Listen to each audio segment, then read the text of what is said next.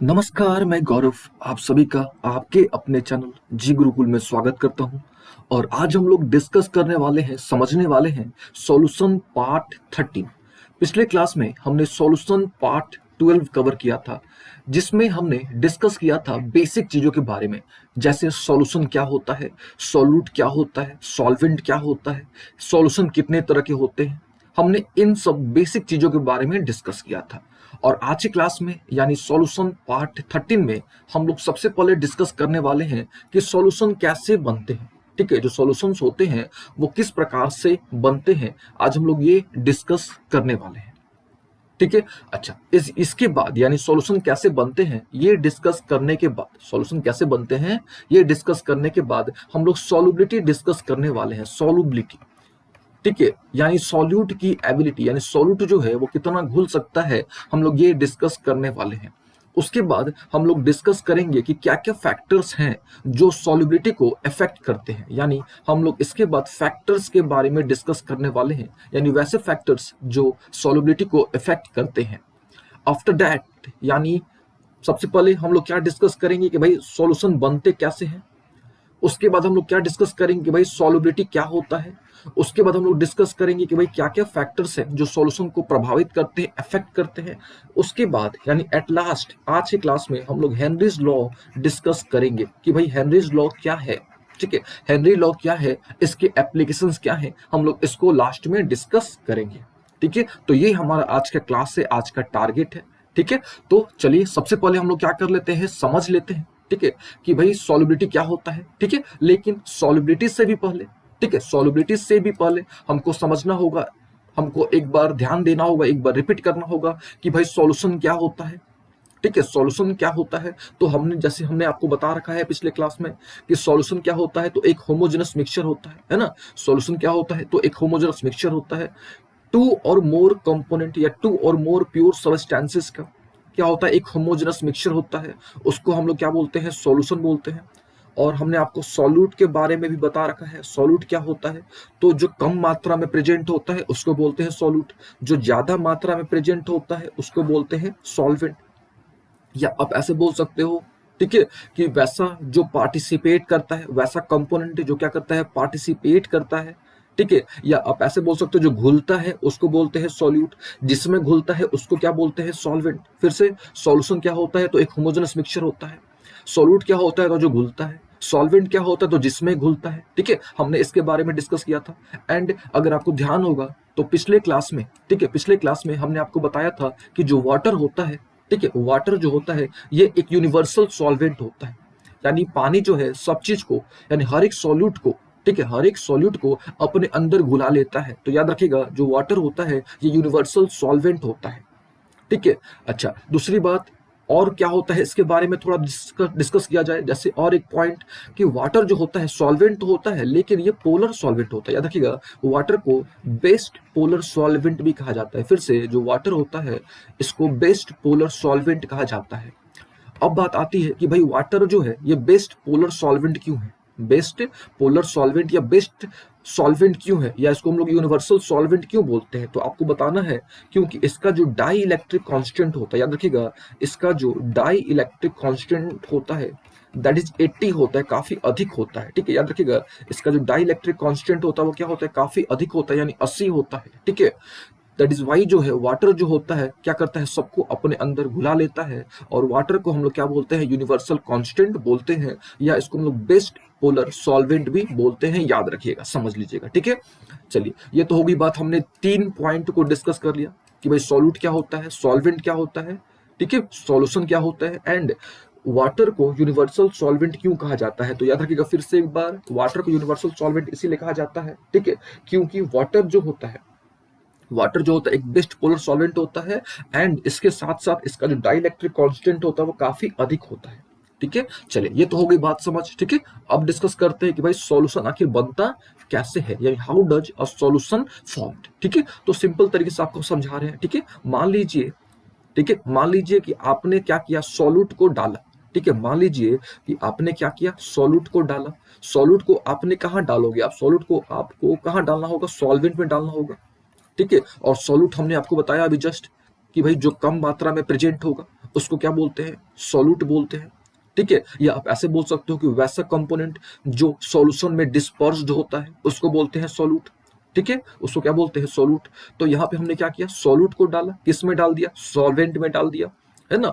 यहाँ तक क्लियर हो गया। अच्छा, जैसे ही हम लोग सॉल्यूट को सॉल्वेंट में डालेंगे, ठीक है, जैसे ही हम लोग सॉल्यूट को सॉल्वेंट में डालेंगे तो जो सॉल्यूट है, ठीक है, ये जो सॉल्यूट है आपका, ये आयंस के फॉर्म में स्प्लिट कर जाएगा। ठीक है, ये टूट जाएगा, ये आयंस के फॉर्म पे ये क्या हो जाएगा, स्प्लिट कर जाएगा। ठीक है, देखिए यहाँ पे हमने जो एग्जांपल लिया हुआ है, ठीक है, सॉल्यूट जो हमने यहाँ पे लिया हुआ है वो हमने NaCl लिया हुआ है। ठीक है, हमने यहाँ जो सॉल्यूट लिया हुआ है वो कौन सा है, NaCl। अच्छा, NaCl यानी हमने यहाँ पे आयनिक सॉलिड को लिया हुआ है, किसको लिया हुआ है, आयनिक सॉलिड को।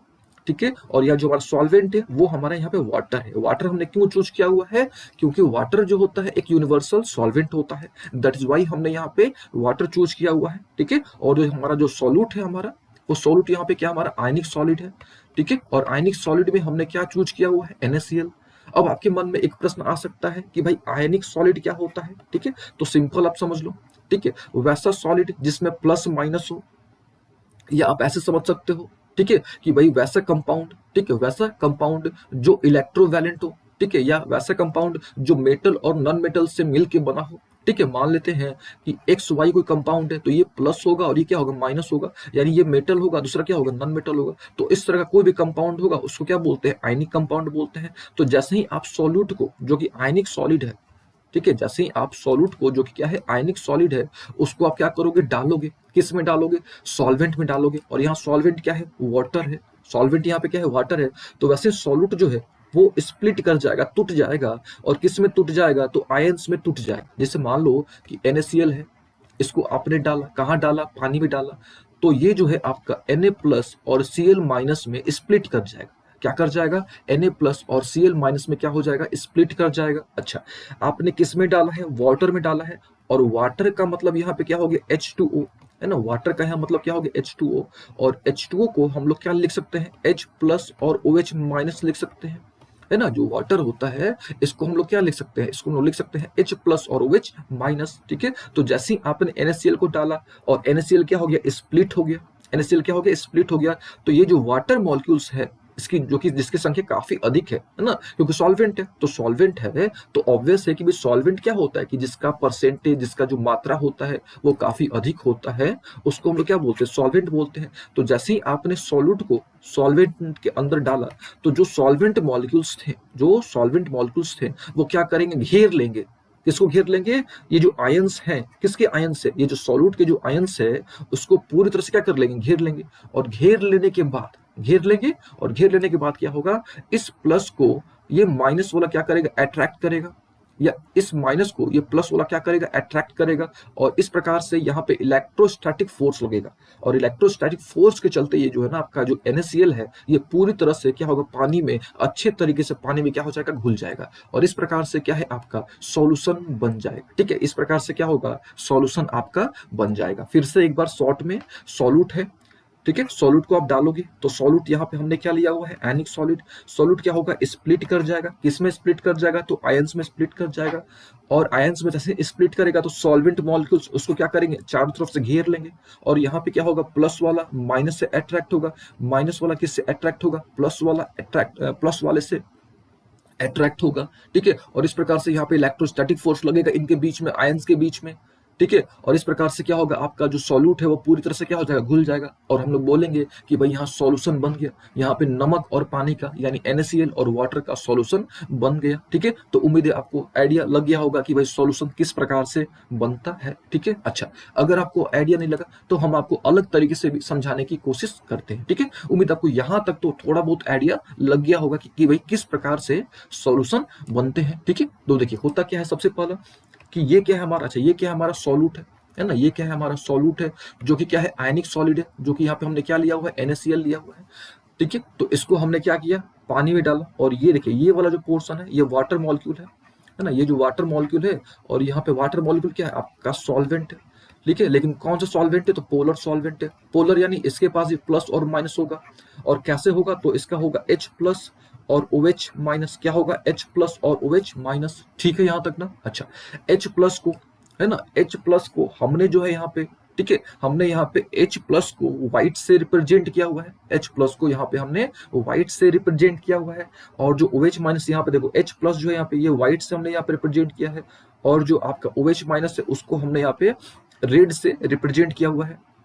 ठीक है, ये जो आपका NaCl है जिसमें एक प्लस होगा और दूसरा क्या होगा आपका माइनस होगा, है ना, एक प्लस होगा दूसरा क्या होगा माइनस होगा, तो Na प्लस को हमने ग्रीन से रिप्रेजेंट किया हुआ है ना, Na प्लस को हमने किससे रिप्रेजेंट किया हुआ है, ग्रीन से रिप्रेजेंट किया हुआ है। ठीक है, सॉरी यहाँ पे हमने Na प्लस को, ठीक है, हमने यहाँ पे Na प्लस को पर्पल से रिप्रेजेंट किया हुआ है। ठीक है, यहाँ पे जो हमने है Na प्लस को यहाँ पे हमने पर्पल से, ठीक है, यहाँ पे हम लिख देते हैं कि जो Na प्लस है इसको यहाँ पे हमने किससे रिप्रेजेंट किया हुआ है, पर्पल से हमने क्या किया हुआ है, रिप्रेजेंट किया हुआ है। और जो आपका ये जो ग्रीन हुआ, ठीक है, ये जो ग्रीन है आपका, ये ग्रीन किसको रिप्रेजेंट कर रहा है, ग्रीन जो है आपका Cl माइनस को क्या कर रहा है, रिप्रेजेंट कर रहा है ना, जो ग्रीन है आपका ये किसको रिप्रेजेंट कर रहा है, Cl माइनस को रिप्रेजेंट कर रहा है। और लोग क्यों ना, अच्छा जैसे ही आप डालोगे, जैसे ही आप क्या करोगे डालोगे, ठीक है, तो क्या होगा, इस सेकंड पॉइंट को पढ़ो, etch ion is surrounded by solvent molecules, क्योंकि जैसे ही आप डालोगे सॉल्यूट को डालोगे, सॉल्यूट क्या कर जाएगा, स्प्लिट कर जाएगा, Na प्लस और Cl माइनस में क्या कर जाएगा, स्प्लिट कर जाएगा, यानी ये घिर जाएगा, किससे घिर जाएगा, तो ये सॉल्वेंट मॉलिक्यूल से घिर जाएगा। सॉल्वेंट मॉलिक्यूल यानी क्या चाहिए, वाटर से घिर जाएगा पूरी तरह से। और यहाँ पे क्या होगा, एनर्जी का चेंज होगा, एनर्जी का मतलब जैसे वो कांटेक्ट में आएंगे तो क्या होगा, ठीक है, या जैसे आप डालोगे तो क्या होगा, या तो बॉन्ड बनेगा या तो बॉन्ड क्या करेगा, ब्रेक करेगा। जैसे आपने सॉल्यूट को डाला तो यहाँ पे जो NaCl था, ठीक है, ये जो NaCl था ये किस में हो गया, किस में ब्रेक कर गया, यानी Na प्लस और Cl माइनस में क्या हो गया, ब्रेक कर गया। यानी यहाँ पे क्या हुआ, जैसे ही आपने डाला सॉल्यूट को तो यहाँ पे क्या हुआ, ब्रोकन हुआ, यानी जो बॉन्ड है, जो उसके बीच में जो इंटरेक्शन है वो टूट गया। अच्छा, तो देखो ये स्टेप, देखो ये वाला फर्स्ट पार्ट, देखो यहाँ पे क्या हुआ, आपने सॉल्यूट पार्टिकल को डाला, किस में डाला, सॉल्वेंट में डाला, ठीक है, तो देखो यहाँ पे चारों तरफ से क्या हुआ, घिर गया है, ये जो सॉल्यूट पार्टिकल है, ठीक है, ये क्या हो गया, चारों तरफ से घिर गया है, और यहाँ पे ये आयंस के रूप में आ गया है। ठीक है, देखो ये वाला हमने आपको क्या बताया था कि जो आपका जो Na प्लस है वो किस फॉर्म पे है, पर्पल के फॉर्म पे है, यानी ये वाला जो है Na प्लस, ये आपका Na प्लस है ना, ये जो है वो क्या है, Na प्लस है, और ये जो ग्रीन वाला है वो क्या है, Cl माइनस है। तो यहाँ पे स्प्लिट कर गया है ना, क्या हो गया, स्प्लिट कर गया, यहाँ पे आ रही बात समझ में, यहाँ पे स्प्लिट कर गया, यानी यहाँ पे बॉन्ड टूटा है कि नहीं, बॉन्ड क्या हुआ, टूटा। और धीरे धीरे क्या हुआ आपका, कि जो आपका प्लस था वो माइनस की तरफ चला गया, और जो माइनस है वो किधर की तरफ चला गया, प्लस की तरफ चला गया। यानी आप बोलो एक सिंपल तरीके से कि यहाँ पे अट्रैक्शन हुआ, है ना, यानी अट्रैक्शन हुआ, यानी प्लस माइनस के पास चला गया, माइनस प्लस के पास चला गया। यानी आप बोल सकते हो कि यहाँ पे भाई बॉन्ड का फॉर्मेशन हुआ, तो बॉन्ड टूटा भी और बॉन्ड बना भी। यानी यहाँ पे क्या हुआ, एनर्जी का एक्सचेंज हुआ, यहाँ पे क्या हुआ, आपका एनर्जी का एक्सचेंज हुआ। तो आप ऐसे भी बता सकते हो कि सॉल्यूशन बनने का मतलब क्या हुआ, कि एक बॉन्ड टूटेगा, ठीक है, एक बॉन्ड क्या होगा, टूटेगा, और दूसरा बॉन्ड क्या होगा, बनेगा। तो टूटना और बनना, बॉन्ड का टूटना और बॉन्ड का क्या होना, बनना ही क्या होता है, सॉल्यूशन होता है। आप बोल सकते हो ऐसा, एक ऐसा प्रोसेस जिसमें बॉन्ड टूटे भी, बॉन्ड बने भी, है ना, ठीक है, जिसके चलते क्या होता है, एनर्जी का चेंज होता है ना, जिसके चलते क्या होता है, एनर्जी का चेंज होता है। ठीक है, तो यहाँ पे देखो आपका ये जो आपका ये वाला, इस पे देखो ध्यान से आपका, तो ये क्या है, आपका ग्रीन वाला है, और ग्रीन वाला किसके कांटेक्ट में है, ये व्हाइट वाले के कांटेक्ट में है ना, ग्रीन वाला किसके कांटेक्ट में है, तो व्हाइट वाले के कांटेक्ट में है। और ग्रीन वाला क्या था, आपका Cl माइनस था, है ना, ग्रीन वाला क्या था, Cl माइनस था, और व्हाइट वाले के कांटेक्ट में है, यानी व्हाइट वाले ने उसको घेर लिया है, यानी H प्लस ने उसको घेर लिया है, यानी प्लस ने किसको घेर लिया है, माइनस को घेर लिया है। ठीक है, फिर ये माइनस ने, यानी रेड वाले ने किसको घेर लिया है, पर्पल वाले को घेर लिया है, यानी माइनस ने क्या कर लिया है, पर्पल प्लस वाले को घेर लिया है। और इस प्रकार से क्या हो गया, आपका सॉल्यूशन बन गया है। ठीक है, देखो यहाँ पे ध्यान से, इसमें सिंपली स्प्लिट किया, इसमें आपका धीरे धीरे, यहाँ पे देखो, इसको देखो आप ध्यान से, इसको देखो, धीरे धीरे वो क्या कर रहा है, अपनी तरफ उसको अट्रैक्ट कर रहा है, यानी यहाँ पे बॉन्ड टूट रहा है, यहाँ पे बॉन्ड क्या हो रहा है, आपका यहाँ पे बॉन्ड बन रहा है, यानी दोनों प्रोसेस हो रहे, बॉन्ड टूट भी रहा है और बॉन्ड आपका बन भी रहा है ना। तो इस प्रकार से क्या होता है, सॉल्यूशन बनता है, और यहाँ पे आपका फाइनल सॉल्यूशन बन गया है। ठीक है, तो आप बोल सकते हो कि यहाँ पे क्या हुआ, बॉन्ड स्प्लिट किया, बॉन्ड यहाँ पे टूटा, यहाँ पे बॉन्ड क्या हुआ, आपका बना, यानी यहाँ पे बॉन्ड का फॉर्मेशन हुआ। ठीक है, बॉन्ड का यहाँ पे क्या हुआ, स्प्लिट किया फर्स्ट केस में, फिर यहाँ पे बॉन्ड फॉर्म्ड हुआ, और फाइनली यहाँ पे सॉल्यूशन आपका बन गया। ठीक है, तो ये पूरा प्रोसेस है किसका, तो सॉल्यूशन बनने का। ठीक है, तो उम्मीद है आपको सॉल्यूशन किस प्रकार से बनता है आइडिया लग गया होगा। ठीक है, अगर आपको नहीं आइडिया लगा तो इसको हम फिर से डिस्कस करते हैं। ठीक है, इस फ्रेश डायग्राम से आपको डिस्कस करते हैं। ठीक है, ठीक है, अभी देखो ये तो आपको आइडिया लग गया होगा, यहाँ पे क्या आइडिया लग गया होगा कि जो Na प्लस है तो ये आपका Na+ जो है सॉल्यूट है, और वो स्प्लिट करेगा, किस में स्प्लिट करेगा, तो Na+ में और Cl- में स्प्लिट करेगा। प्लस वाले को कौन खींचेगा अपनी तरफ, तो माइनस वाला खींचेगा, और माइनस वाले को कौन अपनी तरफ खींचेगा, तो प्लस वाला खींचेगा। ये सिंपल सा आप ये तो समझ लो कम से कम, ठीक है, कि प्लस वाले को कौन खींचेगा, माइनस वाला खींचेगा, और माइनस वाले को कौन खींचेगा, तो प्लस वाला खींचेगा।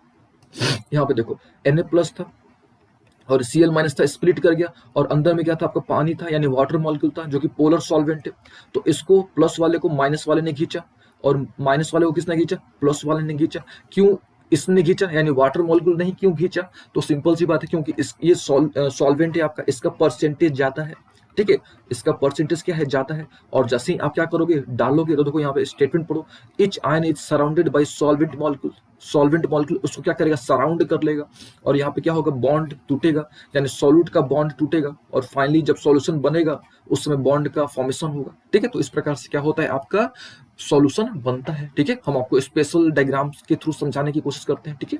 क्या था हमारे पास, NaCl था ना, हमारे पास क्या था, सॉल्यूट क्या था, NaCl था, जो कि एक आयनिक सॉलिड था। तो ये किसमें ब्रेक कर गया था, किसमें स्प्लिट कर गया था, एक प्लस में और माइनस में, ठीक है। तो ये देखो आप डायग्राम को देखो, फील आएगा आपको, ये वाला क्या हो गया, प्लस हो गया, है ना, ये क्या हो गया आपका, प्लस हो गया, ठीक है। यहाँ पे देखो हमने आपको बताया था कि भाई जो Na+ है उसको हमने किससे रिप्रेजेंट किया हुआ, पर्पल से, और जो ग्रीन है उसको हमने किससे रिप्रेजेंट किया हुआ है, तो माइनस से, है ना, यहाँ पे हमने आपको बताया।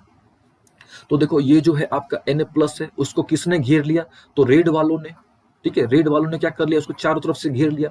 अब रेड वाला कौन है भाई, तो रेड वाला ऑब्वियस है कि भाई माइनस होगा, है ना, रेड वाला क्या होगा, तो माइनस होगा, यानी इस प्लस को माइनस वाले ने घेर लिया। देखो इस प्लस को, यानी Na+ को इस माइनस वाले ने क्या कर लिया, पूरी तरह से घेर लिया, ठीक है। Cl- क्या था यहाँ पे, तो Cl- जो था, ठीक है, Cl- जो था ये कैसा था, ग्रीन था। अब इस ग्रीन को किसने खींचा, किसने अट्रैक्ट किया, तो यहाँ पे इस ग्रीन को यानी Cl- को किसने खींचा, तो H+ ने खींचा। H+ कैसा था, तो व्हाइट था, ठीक है। तो इस प्रकार से अब आपको आइडिया लग जाएगा। तो भाई इस प्रकार से क्या होता है, आपका पूरा सॉल्यूशन बनता है, ठीक है। यानी सॉल्यूशन जब भी बनता है तो दो चीजें होती हैं, क्या क्या होता है, बॉन्ड स्प्लिट करता है, ठीक है, बॉन्ड क्या होता है, स्प्लिट करता है, यानी सॉल्यूट का बॉन्ड स्प्लिट करता है, और सॉल्यूट जो है, सॉल्यूट के जो आयंस है वो सॉल्वेंट के साथ बॉन्ड बनाते हैं, और इस प्रकार से एनर्जी का एक्सचेंज होता है, ठीक है। अच्छा एक दो पॉइंट और, जो आयंस होते हैं वो सॉल्वेटेड होते हैं। सॉल्वेटेड का मतलब क्या होता है कि वो घिर जाते हैं, किससे घिर जाते हैं, तो वो सॉल्वेंट से, सॉल्वेंट मॉलिक्यूल से क्या हो जाते हैं, घिर जाते हैं, ठीक है। यहाँ पे देखो घिर गए हैं पूरी तरह से, सॉल्वेंट मॉलिक्यूल से क्या हो चुके हैं, पूरी तरह से घिर चुके हैं, ठीक है। तो ये हम लोग बोलते हैं क्या, सॉल्वेटेड। ये वर्ड पे ध्यान रखिएगा, इस वर्ड को हम लोग क्या बोलते हैं, सॉल्वेटेड। सॉल्वेटेड यानी जैसे ही आप सॉल्यूट को डालोगे तो जो सॉल्यूट है, ठीक है, जो सॉल्यूट है वो आयंस में स्प्लिट करेगा, और जैसे ही वो आयंस में स्प्लिट करेगा वो क्या होगा आपका, उसके उसको जो है सॉल्वेंट मॉलिक्यूल चारों तरफ से घेर लेंगे, ठीक है। तो इस प्रोसेस को हम लोग क्या बोलते हैं, सॉल्वेटेड, ठीक है। तो हम लोग बोलेंगे कि भाई नहीं, इसको बोलते हैं सॉल्वेशन। यहाँ पे हम लोग ये बोलेंगे कि जो आयन से वो सॉल्वेट हो गया, यानी घिर गया, सॉल्वेंट मॉलिक्यूल से क्या हो गया, घिर गया, ठीक है। अच्छा अगर आपका सॉल्वेंट जो है वाटर है, क्योंकि हम लोग यहाँ पे वाटर हमने कंसिडर किया हुआ है, क्योंकि वाटर जो है ये सबको अपने अंदर घुला लेता है, क्योंकि वाटर बेस्ट पोलर सॉल्वेंट होता है, एंड इसका डाइलेक्ट्रिक कांस्टेंट काफी अधिक होता है, इसलिए बेस्ट पोलर सॉल्वेंट कहलाता है। तो अगर सॉल्वेंट आपका क्या है, वाटर है, तो हम लोग बोलेंगे कि भाई जो आयंस है वो हाइड्रेटेड है। हम लोग सॉल्वेटेड भी ठीक है, ठीक है, सॉल्वेटेड ठीक है, लेकिन इन केस कि अगर आपका जो सॉल्वेंट है वो वाटर है, तो हम लोग बोलेंगे कि भाई जो आयंस है, जो सॉल्यूट आयंस है वो क्या है, हाइड्रेटेड है, वो क्या है, हाइड्रेटेड है, ठीक है। उम्मीद है। और यहाँ पे क्या लगेगा, सॉल्यूट पार्टिकल्स और सॉल्यूट आयंस, ठीक है, सॉल्यूट आयंस और सॉल्वेंट आयंस के बीच में क्या होगा, इंटरमोलिकुलर फोर्स लगेगा। तो आप बोल सकते हो कि भाई फॉर्मेशन हो रहा है, ठीक है। तो इस प्रकार से सॉल्यूशन फॉर्मेशन हो रहा है, तो क्या बन जा रहा है, आपका सॉल्यूशन बन जा रहा है। तो फॉर्मेशन क्यों हो रहा है, बिकॉज ऑफ इंटरमोलिकुलर फोर्स लग रहा है वहां पे, ठीक है। तो उम्मीद है अब आपको अच्छे तरीके से आइडिया लग गया होगा कि सॉल्यूशन किस प्रकार से बनता है, ठीक है। अच्छा एक पॉइंट और आपको ध्यान रखना है, ठीक है, कि भाई सॉल्वेशन क्या होता है। अच्छा उससे पहले, सॉल्वेशन से पहले आपको हम एक दो पॉइंट यहाँ पे बताना चाहेंगे कि जो वाटर होता है, ठीक है, वाटर जो होता है अपने अपने आप से, ठीक है, हाइड्रोजन बॉन्ड बना लेता है अपने आप से। वो क्या करता है, हाइड्रोजन बॉन्ड बना लेता है। देखिए इस डायग्राम से आपको क्लियर हो जाएगा कि जो वाटर है अपने आप से, यानी water can form hydrogen bond to itself, ठीक है। तो ये सब खासियत है, ठीक है, कि भाई वाटर जो है एक बेस्ट पोलर सॉल्वेंट कहलाता है। एक पॉइंट तो ये हो गया। दूसरा ये हो गया कि भाई इसका डाई इलेक्ट्रिक कॉन्स्टेंट काफी अधिक होता है, ठीक है, और कितना होता है तो आपका 80 होता है। ठीक है, अच्छा, और एक और है कि भाई ये पोलर होता है। ठीक है, तो इन सब कारण के चलते जो वाटर है इसको बेस्ट पोलर सॉल्वेंट कहा जाता है। याद रखिएगा, बेस्ट पोलर सॉल्वेंट कहा जाता है। ठीक है, ये देखो यहाँ पे क्या है, आपका चीनी है ना, यहाँ पे क्या है, आपका शुगर मॉलिक्यूल है। ठीक है, तो यहाँ पे ये दिखाया गया है क्या कि भाई जो वाटर मॉलिक्यूल्स है, ठीक है, वो जो है हाइड्रोजन बॉन्ड अपने आप के साथ हाइड्रोजन बॉन्ड बना लेता है। इस पॉइंट का भी आपको ध्यान रखना है। ठीक है, लेकिन सबसे पहले हमको क्या समझना होगा, सॉल्वेशन। ठीक है, सबसे पहले हमको क्या समझना होगा, सॉल्वेशन। ठीक है, देखिए उम्मीद है अभी तक आपको जो है इसका आइडिया लग गया होगा कि भाई सॉल्यूशन कैसे बनते हैं। ठीक है, तो याद रखिएगा दो प्रोसेस होता है, जब भी सॉल्यूशन बनता है तो दो प्रोसेस होता है। क्या क्या होता है, तो एक तो बॉन्ड टूटेगा और एक बॉन्ड बनेगा। बॉन्ड किसका टूटेगा, तो सॉल्यूट का टूटेगा। ठीक है, और किसके किसके किसके बीच में बॉन्ड बनेगा, तो सॉल्यूट के आयंस और सॉल्वेंट के आयंस, यानी उसका प्लस इसका माइनस, उसका प्लस इसका माइनस के बीच में क्या होता है, बॉन्ड बनता है। और जब पूरा बॉन्ड बन जाएगा तो सॉल्यूशन बन जाएगा। ठीक है, अच्छा, यहां तक उम्मीद है आपको अच्छे तरीके से सारी बातें आइडिया लग गया होगा। सॉल्वेटेड याद रखिएगा, जैसे ही वो गिरेगा, आयंस गिरेगा, तो जो सॉल्वेंट पार्टिकल्स है उसको अपनी तरफ घेर लेंगे, चारों तरफ से घेर लेंगे। जैसे यहाँ पे गिर गया है बेचारा, वो पूरा गिर गया है, तो हम लोग बोलेंगे वो सॉल्वेट हो गया है। ठीक है, यानी सराउंडेड बाई सॉल्वेट। और अगर आपका आयंस जो है वो वाटर है, ठीक है, सॉरी, अगर सॉल्वेंट आपका वाटर है तो हम लोग बोलेंगे कि भाई वो हाइड्रेटेड हो गया है। क्या हो गया है, हाइड्रेटेड हो गया है। ठीक है, चलिए यहां तक क्लियर हो गया। और वाटर की ये प्रॉपर्टी याद रखिएगा, water can form hydrogen bond to itself. ठीक है, अच्छा, उसके बाद हमने आपको पहले पिछले क्लास में यानी क्लास 12 में हमने आपको बताया था कि भाई सॉल्यूशन दो तरह के होते हैं। हमने आपको बता रखा था, एक होता है डाइल्यूट सॉल्यूशन, दूसरा होता है क्या, कंसंट्रेटेड सॉल्यूशन। तो डाइल्यूट सॉल्यूशन यानी अगर मात्रा कम है, यानी सॉल्यूट की मात्रा कम है तो डाइल्यूटेड। अगर सॉल्यूट की मात्रा ज्यादा है तो बोलते हैं कंसंट्रेटेड। ये हमने आपको बताया था। और ये देखो आपका यहाँ पे आपको आइडिया लग जाएगा कि भाई ये जो है एकदम डाइल्यूट है, और ये जो है धीरे धीरे कंसंट्रेशन बढ़ रहा है, कंसंट्रेशन बढ़ रहा है, और इसका कंसंट्रेशन काफी ज्यादा हो गया है। ठीक है, डाइल्यूट मतलब सिंपल, अगर आपका स्मॉल अमाउंट ऑफ सॉल्यूट है, ठीक है, if small amount of solute is dispersed in the solvent बोलेंगे डाइल्यूट। या आप ऐसे समझो सिंपल तरीके से, सॉल्यूट की मात्रा कम तो डाइल्यूट, सॉल्यूट की मात्रा अधिक है तो समझ लो कि सॉल्वेंट। ठीक है, चलिए ये तो हमने डिस्कस कर लिया था। ठीक है, अब हम लोग क्या करने वाले हैं, सॉल्यूट के कंसंट्रेशन पर। ठीक है, सॉल्यूट के कंसंट्रेशन पर हम लोग क्या करने जा रहे हैं, सॉल्यूशन को क्लासिफाई करने जा रहे हैं। समझिएगा ध्यान से, हम लोग क्या करने जा रहे हैं, सॉल्यूट के, ठीक है, सॉल्यूट के कंसंट्रेशन पर हम लोग क्या करने जा रहे हैं, तीन, मतलब सॉल्यूट के कंसंट्रेशन पर हम लोग जो है सॉल्यूशन को कैटेगराइज करेंगे। ठीक है, तो याद रखिएगा सॉल्यूट के कंसंट्रेशन पर या सॉल्यूट के कंसंट्रेशन के बेसिस पर हम लोग सॉल्यूशन को तीन पार्ट में क्लासिफाई कर सकते हैं। ठीक है, पहला होता है हाइपोटोनिक, दूसरा होता है हाइपरटोनिक, और तीसरा होता है आपका आइसोटोनिक। याद रखिएगा तीसरा क्या होता है, आइसोटोनिक। ठीक है, फिर से एक बार क्या भाई, तो सॉल्यूट के कंसंट्रेशन के बेसिस पर, सॉल्यूट के कंसंट्रेशन के बेसिस पर हम लोग जो है सॉल्यूशन को तीन पार्ट में डिवाइड कर सकते हैं। ठीक है, अब देखो, अब इसको थोड़ा समझाते हैं आपको। ठीक है, देखिए ध्यान से, तो हम लोग ऐसे बोल सकते हैं कि एक ऐसा सॉल्यूशन, ठीक है, एक ऐसा सॉल्यूशन जिसका कंसंट्रेशन ज्यादा है, फील कीजिएगा, समझिएगा, एक ऐसा सॉल्यूशन जिसका कंसंट्रेशन क्या है, ज्यादा है। ठीक है, तो उसको हम लोग क्या बोलते हैं, हाइपरटोनिक सॉल्यूशन। फिर से एक ऐसा सॉल्यूशन जिसमें, ठीक है, चाहे एक ऐसा सॉल्यूशन जिसमें, चाहे जिसका कंसंट्रेशन ज्यादा है, एक ऐसा सॉल्यूशन जिसका कंसंट्रेशन क्या है, ज्यादा है, उसको क्या बोलेंगे, उसको बोलेंगे हाइपर। देखो नाम से क्लियर है, हाइपर है, वो ज्यादा है। ठीक है, हाइपर है मतलब समझ रहे हो बात को ना, नाम से क्लियर है, हाइपर है वो ना ज्यादा है।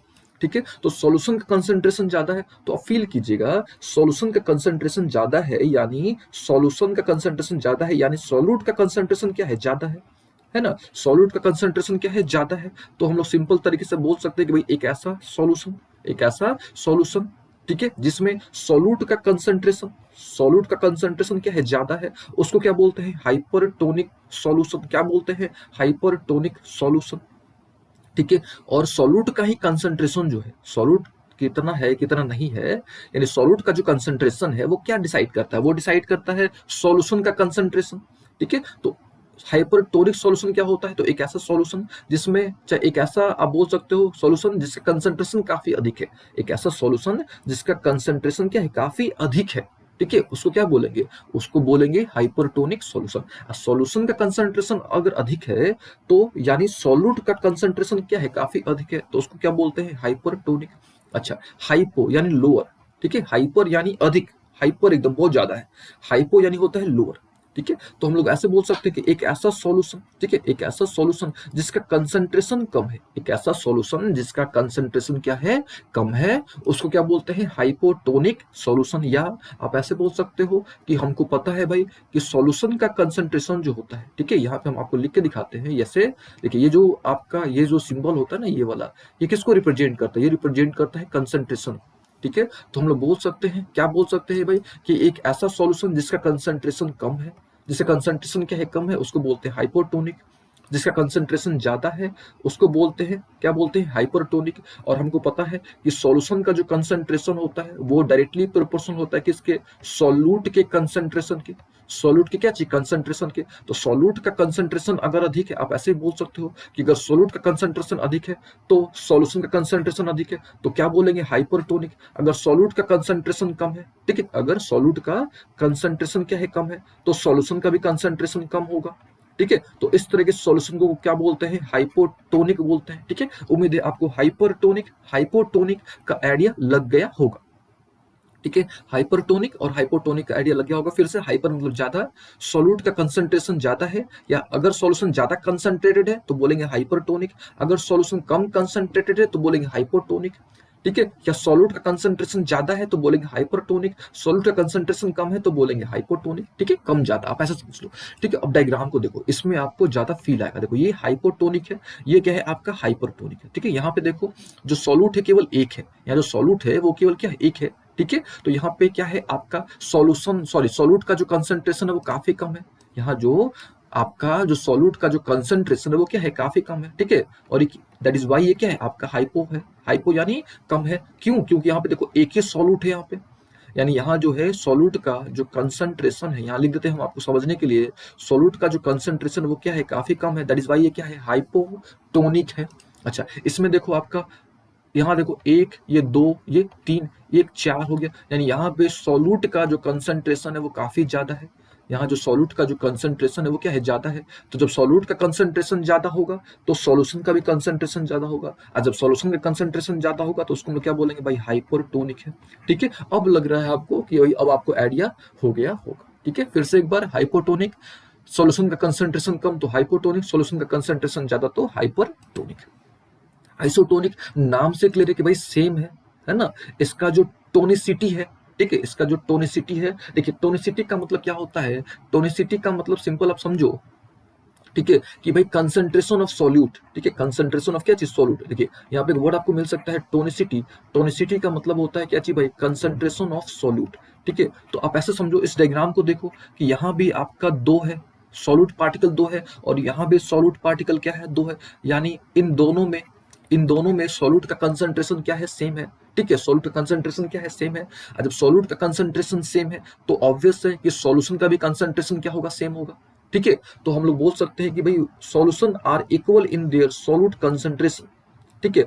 Then we say that they are isotonic to each other. Simple सी बात है, सॉल्यूट का यहाँ भी देखो, यहाँ जो सॉल्यूट का कंसंट्रेशन है और यहाँ जो सॉल्यूट का कंसंट्रेशन है, दोनों जो है, दोनों में सॉल्यूट का कंसंट्रेशन क्या है, सेम है। और जब सॉल्यूट का कंसंट्रेशन सेम है तो हम लोग बोलेंगे कि भाई ये जो दोनों है आपके, ये कौन से सॉल्यूशंस हैं, तो ये आइसोटोनिक सॉल्यूशन है। फिर से कौन सा सॉल्यूशन है, तो ये आइसोटोनिक सॉल्यूशन है, ठीक है। तो अब हम उम्मीद करते हैं कि आपको हाइपो, हाइपर एंड आइसो का आइडिया लग गया होगा, एंड टोनिसिटी क्या होता है इसका भी आइडिया आपको लग गया होगा। टोनिसिटी क्या होता है, फिर से, तो सॉल्यूट होता है, सॉल्यूट के कंसंट्रेशन को हम लोग क्या बोलते हैं, टोनिसिटी बोलते हैं। अच्छा, अब हमको जो है, ठीक है, इन तीन प्रश्नों का उत्तर अब आपको आइडिया लग गया होगा, ठीक है। इन तीन प्रश्नों का उत्तर आपको आइडिया लग गया होगा। पहला प्रश्न क्या है, तो पहला प्रश्न यहाँ पे आप बता सकते हो कि भाई how does a solid dissolve in liquid, किस प्रकार से घुलता है। तो हमने आपको बता रखा है, ठीक है, हमने आपको बता रखा है कि भाई सबसे पहले क्या होगा, सॉल्यूट होगा। जैसे ही घुलाओगे ये आयंस में स्प्लिट कर जाएगा, ठीक है। और जैसे आयंस में स्प्लिट कर जाएगा, इसको सॉल्वेंट मॉलिक्यूल चारों तरफ से घेर लेंगे, यानी ये जो आयंस है आपका वो सॉल्वेटेड हो जाएगा। सॉल्वेटेड यानी हमने आपको समझाया था, घिर जाएगा, सॉल्वेंट मॉलिक्यूल उसको चारों तरफ से क्या कर लेंगे, घेर लेंगे, यानी सॉल्वेटेड हो जाएगा। जैसे आयंस, सॉरी, जैसे आपके आयन सॉल्वेटेड होंगे, यहाँ पे प्लस माइनस यानी यहाँ पे इंटरमॉलिक्यूलर फोर्स लगेगा, है ना, यहाँ पे क्या लगेगा, इंटरमॉलिक्यूलर फोर्स लगेगा, ठीक है। और इस प्रकार से क्या हो जाता है आपका, घुल जाता है ना, इस प्रकार से क्या हो जाता है आपका, घुल जाता है। क्या घुल जाता है, कोई भी सॉलिड किस में घुल जाता है, तो आपका लिक्विड में घुल जाता है। ठीक है, उम्मीद है आपको अच्छे तरीके से आइडिया लग गया होगा, है ना। अच्छा, अब सेकंड पॉइंट क्या है, यहाँ पे क्या है कि व्हाट ड्राइव्स डाइसोल्यूशन प्रोसेस। ठीक है, तो सबसे पहले आपको डाइसोल्यूशन प्रोसेस पता होना चाहिए। वैसे हमने पिछले क्लास में डाइसोल्यूशन प्रोसेस आपको बता भी रखा है। ठीक है, फिर भी एक बार रिपीट कर देते हैं डाइसोल्यूशन प्रोसेस क्या होता है। तो जैसे ही आप सॉल्यूट को, जैसे ही आप क्या करते हो, सॉल्यूट को आप ऐड करते हो, सॉल्यूट को आप जैसे क्या करते हो, ऐड करते हो, कहाँ पे ऐड करते हो, सॉल्वेंट में ऐड करते हो, तो जो सॉल्यूट का जो कंसंट्रेशन है वो धीरे धीरे बढ़ने लगता है। जो सॉल्यूट का जो कंसंट्रेशन है वो क्या होने लगता है, धीरे धीरे बढ़ने लगता है। ठीक है, धीरे धीरे क्या होने लगता है, बढ़ने लगता है। किसका कंसंट्रेशन बढ़ने लगता है, तो सॉल्यूट का धीरे धीरे मतलब घुलने लगता है। कुछ सोचो आप, सॉल्यूट को आप घुलाओगे सॉल्वेंट में तो धीरे धीरे क्या होगा, सॉल्यूट घुलने लगेगा। ठीक है, यानी कंसंट्रेशन उसका बढ़ने लगेगा। तो ये जो प्रोसेस होता है, इस प्रोसेस को हम क्या बोलते हैं, डाइसोल्यूशन बोलते हैं।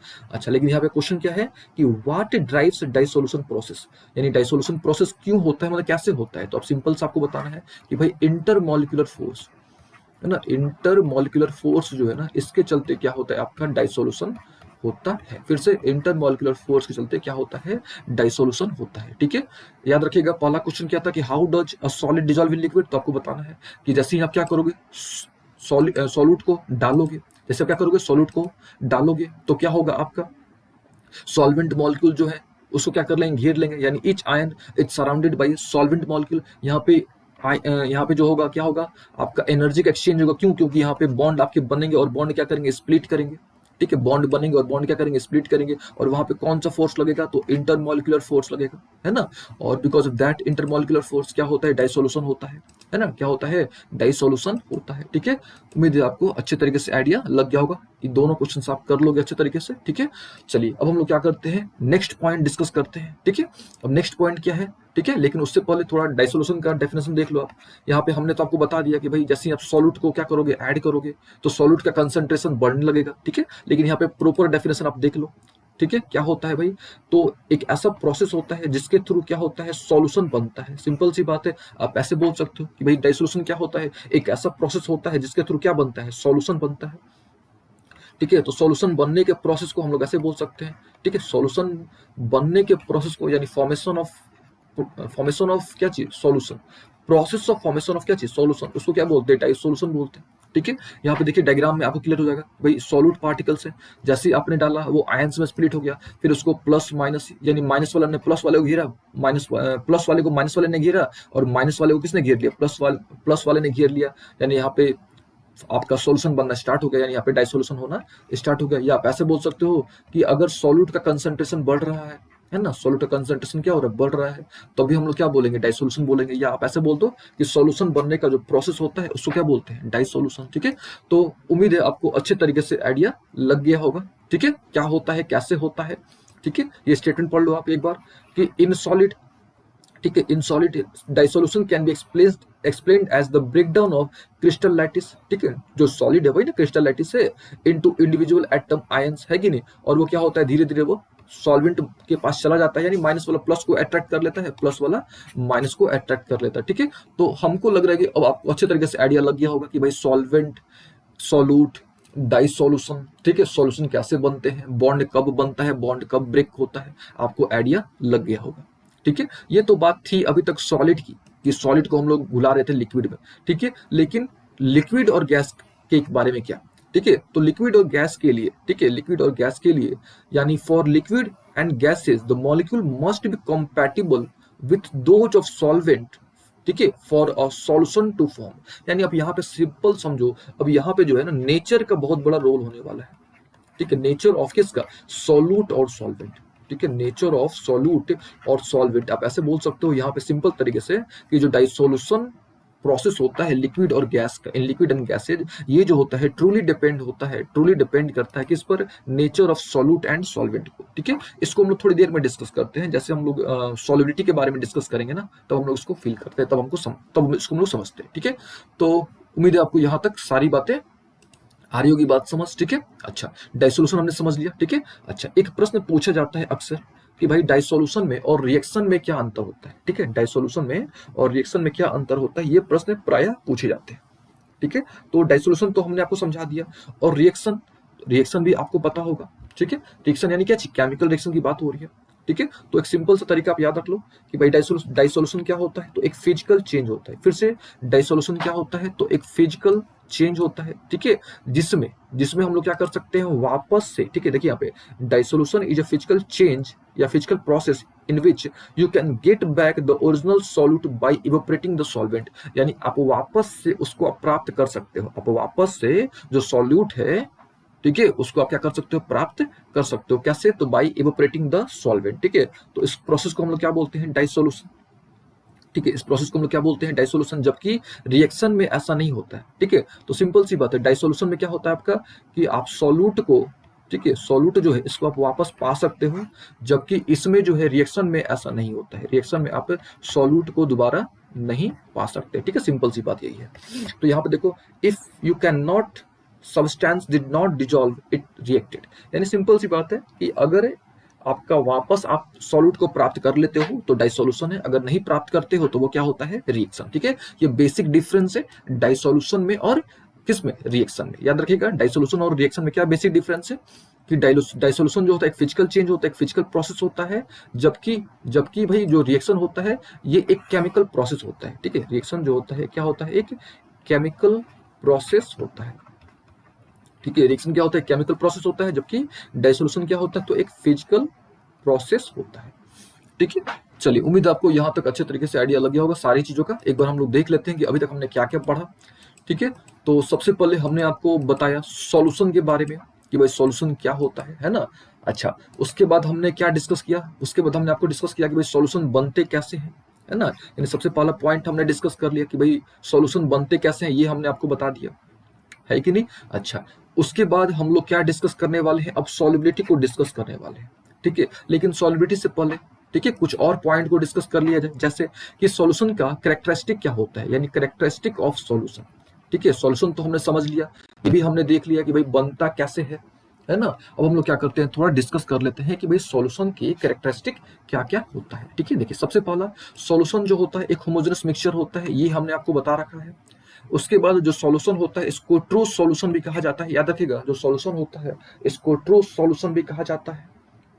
उसके बाद इसमें यानी सॉल्यूशन में जो सॉल्यूट पार्टिकल का जो साइज होता है, याद रखिएगा, जो सॉल्यूट पार्टिकल का जो साइज होता है उसका ऑर्डर 10⁻⁻10 होता है, या आप ऐसे बोल सकते हो कि एंगस्ट्रॉम में होता है, ठीक है। उसका जो ऑर्डर होता है वो किस में होता है, एंगस्ट्रॉम में होता है। क्लियर होता है, ट्रांसपेरेंट होता है, ठीक है। क्या होता है, क्लियर होता है, ट्रांसपेरेंट होता है। Do not settle down at the bottom of container, वो नीचे जाके बैठता नहीं है, वो पूरी तरह से घुल जाता है, यानी कंप्लीटली वो यूनिफॉर्म होता है, थ्रू आउट वो यूनिफॉर्म होता है, वो कंप्लीटली होमोजेनस होता है। और पार्टिकल्स काफी छोटे हैं, उनका ऑर्डर देख लो आप, 10⁻⁻10 का ऑर्डर है, तो वो लाइट स्कैटर नहीं करते हैं, ठीक है। और बाई एनी फिजिकल मीन्स, ठीक है, उसको हम लोग सेपरेट नहीं कर सकते हैं, ठीक है। बाई एनी फिजिकल मीन्स उसको हम लोग सेपरेट नहीं कर सकते हैं, ठीक है। तो ये प्रोसेस है, ये प्रोसेस नहीं है, ये कैरेक्टरिस्टिक हो गया। किसका कैरेक्टरिस्टिक हो गया, तो ये सॉल्यूशन का कैरेक्टरिस्टिक हो गया, ठीक है। तो उम्मीद है आपको आइडिया लग गया होगा कि भाई सॉल्यूशन क्या होता है, वो तो हमने आपको पहले ही बता रखा था, सॉल्यूशन कैसे बनते हैं और सॉल्यूशन की कैरेक्टरिस्टिक क्या होती है। एक बार फिर से, होमोजेनस होता है, फिर से एक बार होमोजेनस, इसको हम लोग ट्रू सॉल्यूशन बोलते हैं। पार्टिकल का साइज का ऑर्डर 10⁻⁻10, क्लियर होता है, ट्रांसपेरेंट होता है, do not settle down at the bottom of container, light scatter नहीं करता और सेपरेट नहीं कर सकते हैं, ठीक है। चलिए, इसके अलावा भी कुछ बातें और हैं, जैसे सॉल्यूशन क्यों बनाते हैं, आखिर इसका फायदा क्या है, ठीक है। देखिए, हमारा जो पूरा बॉडी है, ठीक है, जो ह्यूमन बॉडी है, ठीक है, तो इसमें जितने भी प्रोसेस होते हैं, यानी यहाँ पे लाइन हमने लिखा हुआ है, पढ़ो आप एक बार, almost all process in human body, ठीक है, occur in some kind of solution, ठीक है। मतलब समझ लो कि पूरा बॉडी में जो हमारा जितना प्रोसेस होता है सब सॉल्यूशन के माध्यम से ही होता है, सब सॉल्यूशन के थ्रू ही होता है, ठीक है। तो खुद सोच लो, खुद आइडिया लगा लो कि भाई सॉल्यूशन का कितना बड़ा रोल है, ठीक है। फिर भी हम लोग क्या करते हैं, दो पॉइंट यहाँ पे डिस्कस कर लेते हैं, क्या क्या फायदा है सॉल्यूशन बनाने का, या सॉल्यूशन क्यों बनाते हैं। तो सबसे पहला है कि भाई फॉर कैरिंग आउट रिएक्शंस कराने के लिए, ठीक है, फॉर कैरिंग आउट क्या चीज, रिएक्शंस, ठीक है, यानी रिएक्शंस कराने के लिए, ठीक है। दूसरा, मेडिसिन को डिजॉल्व करने के लिए, मेडिसिन को क्या करने के लिए, डिजॉल्व करने के लिए, ठीक है। बहुत सारा, खुद सोचोगे तो आपको बहुत सारा आइडिया लग जाएगा कि भाई सॉल्यूशन बनाते क्यों है, यानी इसका एडवांटेज क्या क्या है, ठीक है। यहाँ पे हमने दो लिख दिया है कि भाई for carrying out reactions and for dissolving medicine, ठीक है। चलिए, अब हम लोग क्या करते हैं, नेक्स्ट पॉइंट की तरफ मूव करते हैं, यानी अब हम लोग डिस्कस करते हैं सॉल्युबिलिटी को। हमने सॉल्यूशन कैसे बनता है ये तो डिस्कस कर लिया।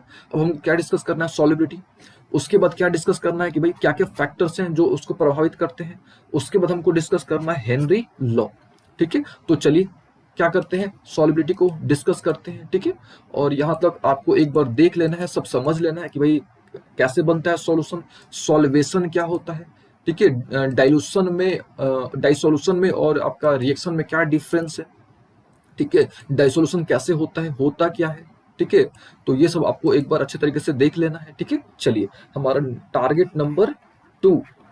ठीक है, आज की क्लास का टारगेट नंबर क्या चाहिए, 2, यानी क्या समझना, तो सॉल्युबिलिटी को समझना। वैसे हमने इसके बारे में हल्का सा आपको इंट्रो दे रखा था, यानी जब हमने पार्ट 12 किया था, यानी क्लास 12 का हमने जब पार्ट 12 किया था, ठीक है, तब हमने आपको इसका हल्का सा आइडिया दे रखा था, यानी सॉल्युबिलिटी का हमने आपको हल्का सा आइडिया दे रखा था। ठीक है, तो उसमें हमने आपको बताया था कि भाई सॉल्युबिलिटी क्या है, तो इसको सिंपल तोड़ के समझो आप। सॉल्यूट की एबिलिटी कि भाई सॉल्यूट कितना घुल सकता है या कितना नहीं घुल सकता है, उसको क्या बोलते हैं, सॉल्युबिलिटी। फिर से सॉल्यूट की एबिलिटी, तो सॉल्यूट क्या करेगा, सॉल्यूट का क्या काम है, सॉल्यूट का काम है घुलना सॉल्वेंट में।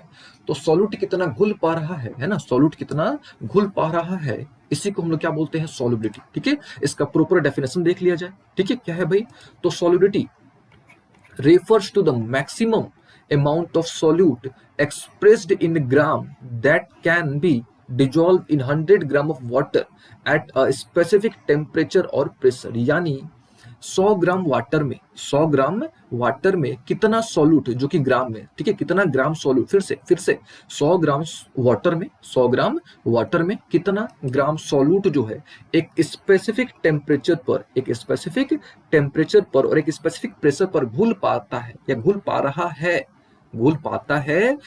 पा रहा है, मैक्सिमम घुल पा रहा है, उसको क्या बोलते हैं, सॉल्युबिलिटी। इसको आप सिंपल समझ लो कि भाई कोई भी सॉल्यूट पार्टिकल कितना घुल पा रहा है, कितना वो घुल सकता है, उसको क्या बोलते हैं, सॉल्युबिलिटी बोलते हैं। लेकिन एट अ स्पेसिफिक क्या चीज, टेम्परेचर एंड प्रेशर, यानी आपको यहाँ पे प्रेशर और टेम्परेचर में कोई चेंज किए हुए देखना है आपको कि भाई एक सर्टेन टेम्परेचर पर, एक सर्टेन स्पेसिफिक टेम्परेचर पर, प्रेशर पर कितना घुल पा रहा है, कितना नहीं घुल पा रहा है, इसको क्या बोलते हैं, सॉल्युबिलिटी बोलते हैं।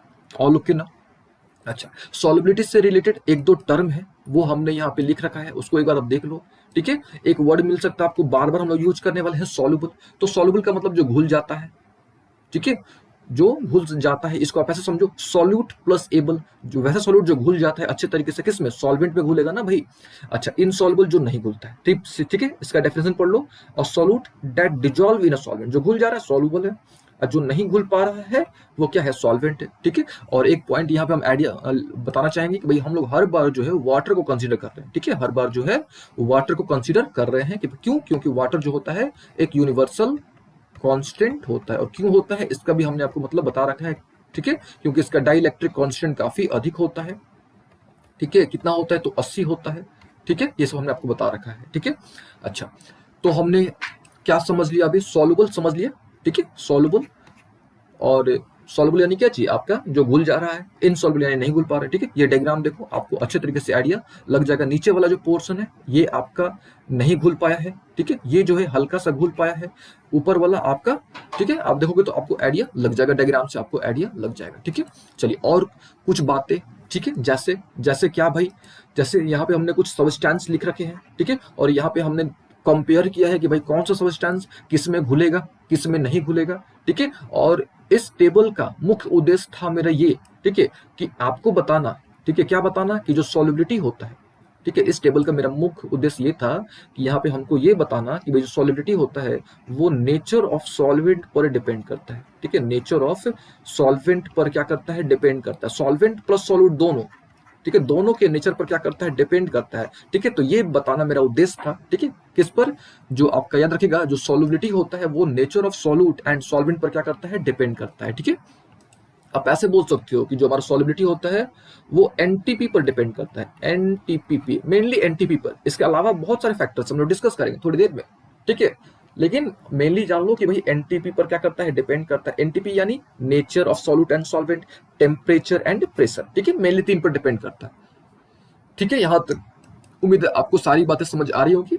ठीक है, तो ये समझाने के लिए हमने यहाँ पे एक टेबल बना रखा है। ठीक है, चलो पहला शुगर, तो शुगर जो है केरोसिन में नहीं घुलेगा, तेल में नहीं घुलेगा, अल्कोहल में घुल सकता है। जो पानी है आपका, सॉरी नॉट पानी, सॉरी यहाँ पे हमने गलती बोल दिया, यहाँ जो शुगर है आपका वो अल्कोहल में घुल जाएगा। ठीक है, इथाइल अल्कोहल, इथाइल अल्कोहल का फॉर्मूला क्या होता है, C2H5OH होता है। ठीक है, अच्छा हम लोग अल्कोहल फेनॉल इथर इथर करेंगे हम लोग तुरंत, तो उसमें हम आपको यहाँ पे डिस्कस कर देंगे, अल्कोहल के बारे में बता देंगे। ठीक है, लेकिन शुगर जो है पानी में आपका घुल जाएगा, याद रखिएगा। शुगर जो है, जो शुगर है आपका क्या होगा, केरोसिन में नहीं घुलेगा, तेल में नहीं घुलेगा, अल्कोहल में घुल जाएगा, पानी में घुल जाएगा। उसी प्रकार से सॉल्ट जो है, सॉल्ट क्या है, केरोसिन में नहीं घुलेगा, ठीक है, तेल में नहीं घुलेगा, अल्कोहल में घुल जाएगा, आपका पानी में घुल जाएगा। ठीक है, तो इस प्रकार से हमने यहाँ पे कुछ टेबल बना रखा है, इस टेबल को एक बार आपने देख लेना है। ठीक है, और ये इंपॉर्टेंट है, यहाँ से प्रश्न पूछे जाते हैं, जैसे शुगर हो गया, सॉल्ट हो गया, डिटर्जेंट हो गया, पाउडर चॉक हो गया, है ना, पाउडर चॉक, पाउडर चारकोल हो गया, ठीक है, सल्फर हो गया आपका, सल्फर का पाउडर हो गया, कॉपर सल्फेट हो गया, पोटासियम पर मैंगनेट हो गया। तो ये टेबल आपको एक बार देख लेना है कि भाई किसमें किसमें कौन घुलेगा, कौन नहीं घुलेगा। ठीक है, और इस टेबल के पीछे मेरा मुख्य उद्देश्य एक ही था, ठीक है, कि भाई हम आपको यहाँ पे बता पाए, ठीक है, क्या बता पाए कि भाई नेचर ऑफ सॉल्वेंट पर डिपेंड करता है, नेचर ऑफ सॉल्यूट यानी NTP पर क्या करता है, डिपेंड करता है, मेनली N पर, T पर और P पर। ठीक है, इसके अलावा और बहुत सारे फैक्टर्स हैं, जैसे स्टाइरिंग है, उस पर भी डिपेंड करता है, साइज ऑफ आपका सॉल्यूट पार्टिकल्स उस पर भी डिपेंड करता है, एरिया पर भी डिपेंड करता है। ठीक है, हम लोग डिस्कस करते हैं थोड़ी देर में। यहाँ तक क्लियर हो गया। चलिए अब देखो, अब यहाँ पे एक दो टर्म और, ठीक है, जैसे इमिसिबल, एक दो वर्ड और देख लो आप, इमिसिबल। ठीक है, तो इमिसिबल यानी two liquids that are insoluble. ठीक है, वैसे दो लिक्विड जो आपस में घुल नहीं रहे हैं तो हम लोग बोलते हैं इमिसिबल। ठीक है, देखिए यहाँ पे हमने क्या करा हुआ है, जो जो वर्ड्स, ठीक है, जो जो वर्ड्स का हम लोग बार बार यूज करेंगे, उस वर्ड्स को हमने यहाँ पे वोकैबुलरी के फॉर्म पे आपको यहाँ पे हमने आपको बता रखा है। ठीक है, ताकि जब हम लोग ये वर्ड्स यूज करें तो आपको कोई भी समस्या ना हो। तो इमिसिबल का मतलब अगर कोई भी दो लिक्विड्स हैं वो घुल नहीं पा रहे हैं तो वो क्या हो गया, इमिसिबल है। जैसे अब तेल और विनेगर, ऑयल और विनेगर कभी घुल ही नहीं सकता है। ठीक है, तो ये क्या हो गया, इमिसिबल हो गया। और जो घुल जाते हैं, वैसे दो लिक्विड जो घुल जाते हैं, ठीक है, two liquids that are soluble in each other, आपस में घुल जाते हैं। ठीक है, तो जैसे अल्कोहल एंड वाटर, यहाँ पे याद रखिएगा, जैसे ऑयल हो गया तो ऑयल जो है पानी, ऑयल जो है पानी में नहीं घुलेगा, किरोसिन में घुल जाएगा, एसीटोन में घुल जाएगा, अल्कोहल में भी घुल जाएगा। ठीक है, लेकिन पानी में आपका नहीं घुलेगा। ठीक है, तो यहां से एक कॉन्सेप्ट एक निकल के आता है। ठीक है, और आपको आइडिया लग भी गया होगा। ठीक है, क्या भाई आइडिया लग गया होगा कि लाइक डिजॉल्व्स लाइक, यानी सेम रहेगा। ठीक है, सेम रहेगा तो मतलब लाइक वाला जो है ना, लाइक में ही घुलेगा, यानी लाइक डिजॉल्व्स लाइक और अनलाइक डिजॉल्व्स लाइक। ठीक है, आपको यहां से इस कॉन्सेप्ट का आइडिया लग गया होगा। ठीक है, like dissolves like and unlike dissolves unlike. ठीक है, इसका मतलब पता है क्या हुआ, इसका मतलब ये हुआ कि जो सॉल्यूट होता है या जो सॉल्वेंट होता है, ठीक है, वो दो तरह के होते हैं। ठीक है, या तो वो पोलर होगा या तो वो नॉन पोलर होगा। समझिएगा ध्यान से, या तो कोई भी सॉल्यूट या कोई भी सॉल्वेंट है ना, या तो वो पोलर होगा, यानी अभी हमने आपको बताया कि वो नेचर पर डिपेंड करता है। ठीक है, किस पर डिपेंड करता है, नेचर पर। तो कोई भी सॉल्यूट या सॉल्वेंट या तो पोलर होगा या तो वो नॉन पोलर होगा। याद रखिएगा, या तो वो पोलर होगा या तो वो क्या होगा, नॉन पोलर होगा। अब बात आती है कि भाई पोलर कैसे पहचानेंगे, तो सिंपल समझ लेना आप, अगर प्लस माइनस है तो समझ लो कि पोलर है, अगर सेम है यानी माइनस माइनस है तो समझ लो कि वो नॉन पोलर। आसान सा तरीका, अगर प्लस माइनस है तो समझ लो कि वो क्या है, पोलर है। ठीक है, और अगर केवल माइनस माइनस है तो समझ लो कि वही क्या है, नॉन पोलर है। ठीक है, तो याद रखिएगा, पोलर वाला केवल पोलर में ही घुलेगा, पोलर वाला जो है केवल पोलर में ही घुलेगा, यानी लाइक डिजॉल्व्स लाइक। याद रखिएगा, लाइक डिजॉल्व्स लाइक, यानी पोलर वाला केवल पोलर में ही घुलना पसंद करेगा। देखिए जरूरी मतलब ऐसा नहीं है कि मतलब पोलर वाला नॉन पोलर में नहीं घुलेगा, ऐसा मतलब ऐसा एकदम नहीं कि नहीं घुलेगा, थोड़ा सा घुलेगा, ऐसा भी नहीं एकदम नहीं घुलेगा, लेकिन पसंद करेगा कि पोलर पोलर में ही घुले, है ना, क्योंकि वहां पे प्लस माइनस होता है। आपको पता है कि भाई पोलर एक प्लस माइनस है, दूसरा भी प्लस माइनस है, तो ये आसानी से घुलेगा, प्लस माइनस इसको अट्रैक्ट कर लेगा, तो यहाँ पे इलेक्ट्रोस्टैटिक फोर्स ज्यादा लगेगा तो आसानी से घुल जाएगा। ठीक है, तो याद रखिएगा, polar dissolves polar while non polar dissolves non polar. फिर से polar dissolve polar, non polar dissolves non polar. ठीक है, और इसको हम सिंपली बोलते हैं like dissolves like, unlike dissolves unlike. ठीक है, तो ये आपको ध्यान रख लीजिएगा। और ये बात ध्यान रखिएगा कैसे पहचानेंगे पोलर, तो प्लस माइनस है तो पोलर है, अगर केवल माइनस माइनस है तो समझ लो भैया वो आपका नॉन पोलर है। ऑल ओके ना। इमिसिबल और मिसिबल भी आपको आइडिया लग गया होगा, है ना। अच्छा, डिग्री ऑफ सैचुरेशन, ठीक है, डिग्री ऑफ क्या चीज, सैचुरेशन, यानी हमने आपको ये भी ऑलरेडी पढ़ा रखा है, हमने आपको पिछले क्लास में बताया था कि सैचुरेटेड सॉल्यूशन क्या होता है। ठीक है, तो हमने आपको बताया था कि भाई अगर आपका क्रिस्टलाइजेशन प्रोसेस और डाइसोल्यूशन प्रोसेस, यानी अगर सी और डी का रेट अगर सेम हो, सी और डी का रेट क्या होगा, सेम हो, तो हम लोग उसको क्या बोलते हैं, उस स्टेट को हम लोग क्या बोलते हैं कि भाई वो जो सॉल्यूशन है वहां पे सैचुरेटेड हो गया। ठीक है, हमने आपको बता रखा है कि भाई सैचुरेटेड क्या होता है ना। ये सब हमने आपको ऑलरेडी पिछले क्लास में ही एक्सप्लेन कर रखा है। ठीक है, तो अब हम लोग यहाँ पे डिस्कस नहीं करेंगे क्योंकि टाइम वेस्ट होगा। ठीक है, क्योंकि हमने ऑलरेडी कर लिया है। ठीक है, हमने आपको अनसैचुरेटेड के बारे में भी हमने आपको बता रखा है कि भाई अनसैचुरेटेड क्या होता है। तो ठीक है, तो उसमें हमने आपको बताया था कि भाई आप सॉल्यूट जो है, मोर सॉल्यूट कैन बी डिजॉल्व, ठीक है, at specific temperature and pressure. इसमें आप घुला नहीं सकते हैं, यानी सैचुरेटेड हो गया, यानी उसका पेट भर गया है, वो एकदम पूरा तृप्त है, वो सैचुरेटेड है। और इसमें क्या होता है, सी डी का रेट सेम नहीं होता है। हमने आपको बताया था कि भाई सी डी का रेट अगर सेम है तो उसको हम लोग क्या बोलते हैं, सैचुरेशन बोलते हैं। अगर सी डी का रेट अगर सेम नहीं है तो हम लोग क्या बोलते हैं, वो अनसैचुरेटेड है ना। सी यानी क्रिस्टलाइजेशन का रेट और डी यानी आपका क्या बोलते हैं, डाइसोल्यूशन का रेट। ये भी हमने आपको बता रखा है। हमने आपको सुपर सैचुरेटेड सॉल्यूशन क्या होता है वो भी हमने आपको बता रखा है कि हम लोग क्या करते हैं, अगर टेम्परेचर चेंज करके, ठीक है, हम लोग चाहें तो और मोर सॉल्यूट को हम लोग घुला सकते हैं नॉर्मली। ठीक है, हम लोग मतलब जो है, आप एक तरह से आप ऐसे बोल सकते हो, यहाँ पे स्टेटमेंट पढ़ो आप एक बार, solvent hold more solute than is normal possibly at that temperature. मतलब सिंपल आप समझो कि आपने क्या करा, टेम्परेचर बढ़ा के आप अगर चाहो तो आप और उसमें ऐड कर सकते हो। तो हमने आपको बताया था इसके बारे में भी कि अगर आप टेम्परेचर बढ़ाओगे तो जो आपका जो फोर्स है वो फोर्स क्या हो जाएगा, आपका जो इंटरमोलिकुलर फोर्स है वो फोर्स क्या हो जाएगा, कम हो जाएगा। और जब फोर्स कम हो जाएगा तो स्पेस क्या हो जाएगा, आपका बढ़ जाएगा। और जब स्पेस बढ़ जाएगा तो उसमें आप क्या कर सकते हो, more solute can be added, उसमें आप एक्स्ट्रा सॉल्यूट ऐड कर सकते हो। तो उस तरह का जो सॉल्यूशन होता है, उस तरह के सॉल्यूशन को हम क्या बोलते हैं, सुपर सैचुरेटेड सॉल्यूशन। ठीक है, और एक पॉइंट आपको ध्यान रखना है कि ये जो सुपर सैचुरेटेड सॉल्यूशन जो होते हैं ये अनस्टेबल होते हैं। ये क्या होते हैं, ये अनस्टेबल होते हैं। ठीक है, ये पॉइंट आपको ध्यान रखना है। ठीक है, तो ये भी हमने पिछले क्लास में डिस्कस कर रखा है कि भाई सुपर सैचुरेटेड क्या होता है। ठीक है, और सैचुरेटेड क्या होता है और अनसैचुरेटेड क्या होता है हमने ऑलरेडी डिस्कस कर रखा है। ठीक है, चलिए, ये तो उम्मीद है आपको यहाँ तक आइडिया लग गया होगा। सॉल्युबिलिटी का भी आइडिया लग गया होगा कि भाई सॉल्युबिलिटी क्या होता है। एक बार फिर से, कितना घुल सकता है, ठीक है, कितना सॉल्यूट घुल सकता है, यानी मैक्सिमम अमाउंट ऑफ सॉल्यूट। ठीक है, कितना जो है सॉल्यूट आपका घुल सकता है एक निश्चित सॉल्वेंट में, उसको क्या बोलते हैं, सॉल्युबिलिटी।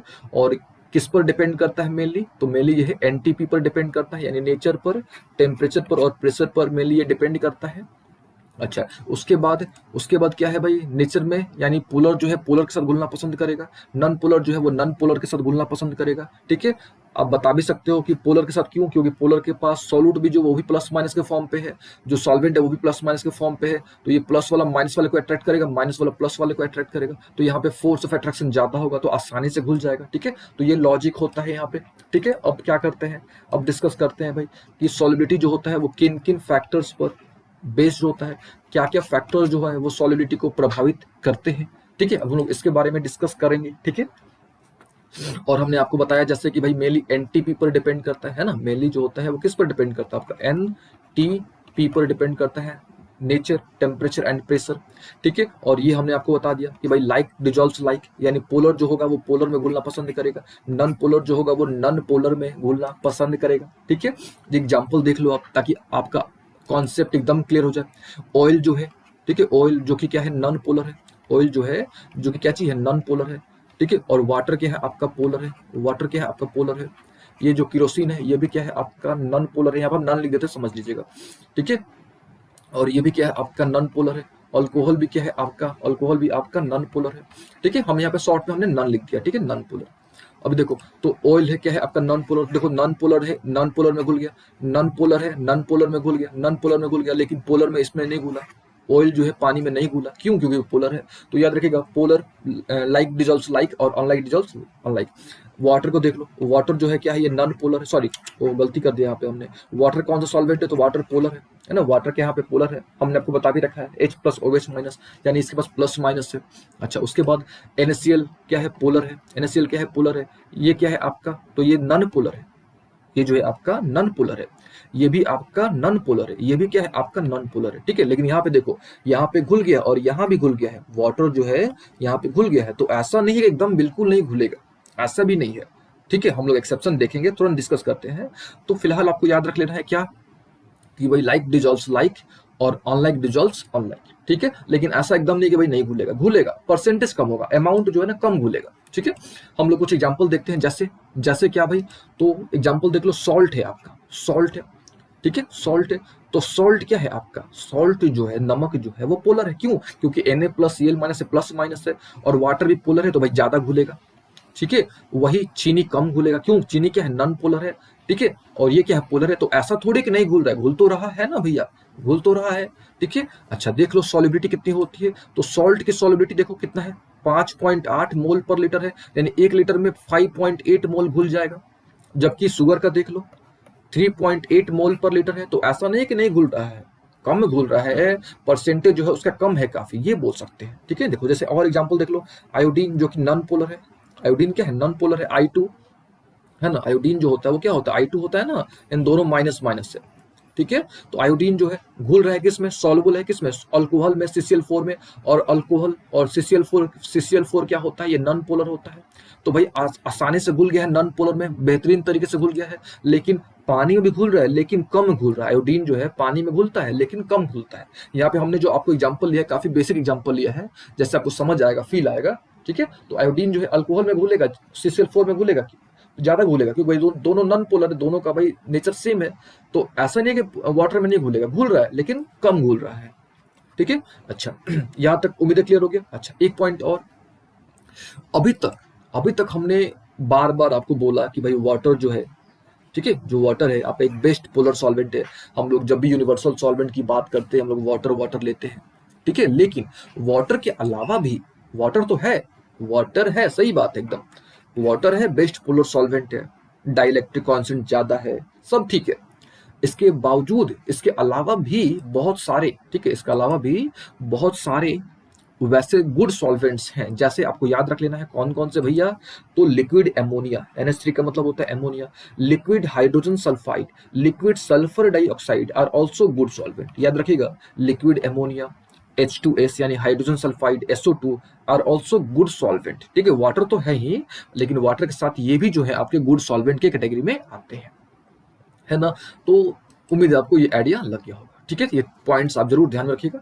लेकिन इस पॉइंट की खासियत क्या है पता है आपको, कि इस पॉइंट में जो हमारा सॉल्यूट था, इस केस में जो हमारा सॉल्यूट था वो सॉलिड था, और जो सॉल्वेंट था हमारा, सॉल्यूट जो था सॉलिड था, और जो सॉल्वेंट था हमारा वो क्या था? लिक्विड था, ठीक है। तो आप बोल सकते हो कि ये जो हमारा स्लाइड है, ये जो है किस पर फोकस था, कि अगर हमारा सॉल्यूट जो है वो सॉलिड हो, जो सॉल्वेंट हो हमारा क्या हो? लिक्विड हो, उस पर बेस्ड था, ठीक है। अब देखो, अब क्या है कि अगर हमारा सॉल्यूट जो है, अब हमारा सेकेंड स्लाइड जो है, इस बार जो हमारा सॉल्यूट है वो क्या चीज है? गैस है। सॉल्यूट हमारा क्या है? गैस है। जबकि जबकि सॉल्वेंट जो हमारा वो क्या है? लिक्विड है, ठीक है। अब हम लोग थोड़ा इसके बारे में डिस्कस कर लेते हैं, ठीक है। फिर से एक बार कंफ्यूजन ना हो, इसलिए हम यहाँ पे एक बार रिपीट कर देते हैं। ये जो था, ये क्या था स्लाइड आपका, इसमें सॉल्यूट क्या था? सॉलिड था। और सॉल्वेंट क्या था? लिक्विड था, ठीक है। तो हमने उस केस के बारे में बताया आपको, ठीक है। लेकिन अब क्या है कि यहाँ पे जो सॉल्यूट है, ठीक है, यहाँ जो सॉल्यूट है वो गैस है, जो सॉल्वेंट है वो क्या है? लिक्विड है। तो पहला पॉइंट पढ़ो आप, ठीक है, ठीक है, ध्यान से पढ़िएगा। Almost all gases are soluble in H2O। लगभग जितने भी गैसेज होते हैं ना, मोस्ट ऑफ द गैसेज जो होते हैं ना, वो आराम से पानी में घुल जाते हैं। लेकिन अलग अलग लेवल होता है, डिफरेंट एक्सटेंट से घुलते हैं, कोई कम घुलेगा, कोई ज्यादा घुलेगा, लेकिन most of the gases, almost all gases जो होते हैं वो घुल जाते हैं, है ना। ऑलमोस्ट ऑल गैसेज क्या हो जाते हैं? घुल जाते हैं। अच्छा, ठीक है, पानी में तो घुल जाता है, ठीक है। लेकिन ऐसा नहीं है केवल पानी में ही घुलेगा, ठीक है। अल्कोहल में, यानी इथाइल अल्कोहल में, ठीक है, कौन सा अल्कोहल में? इथाइल अल्कोहल में भी बहुत सारा घुल जाता है, बेंजीन में भी घुल जाता है, ठीक है।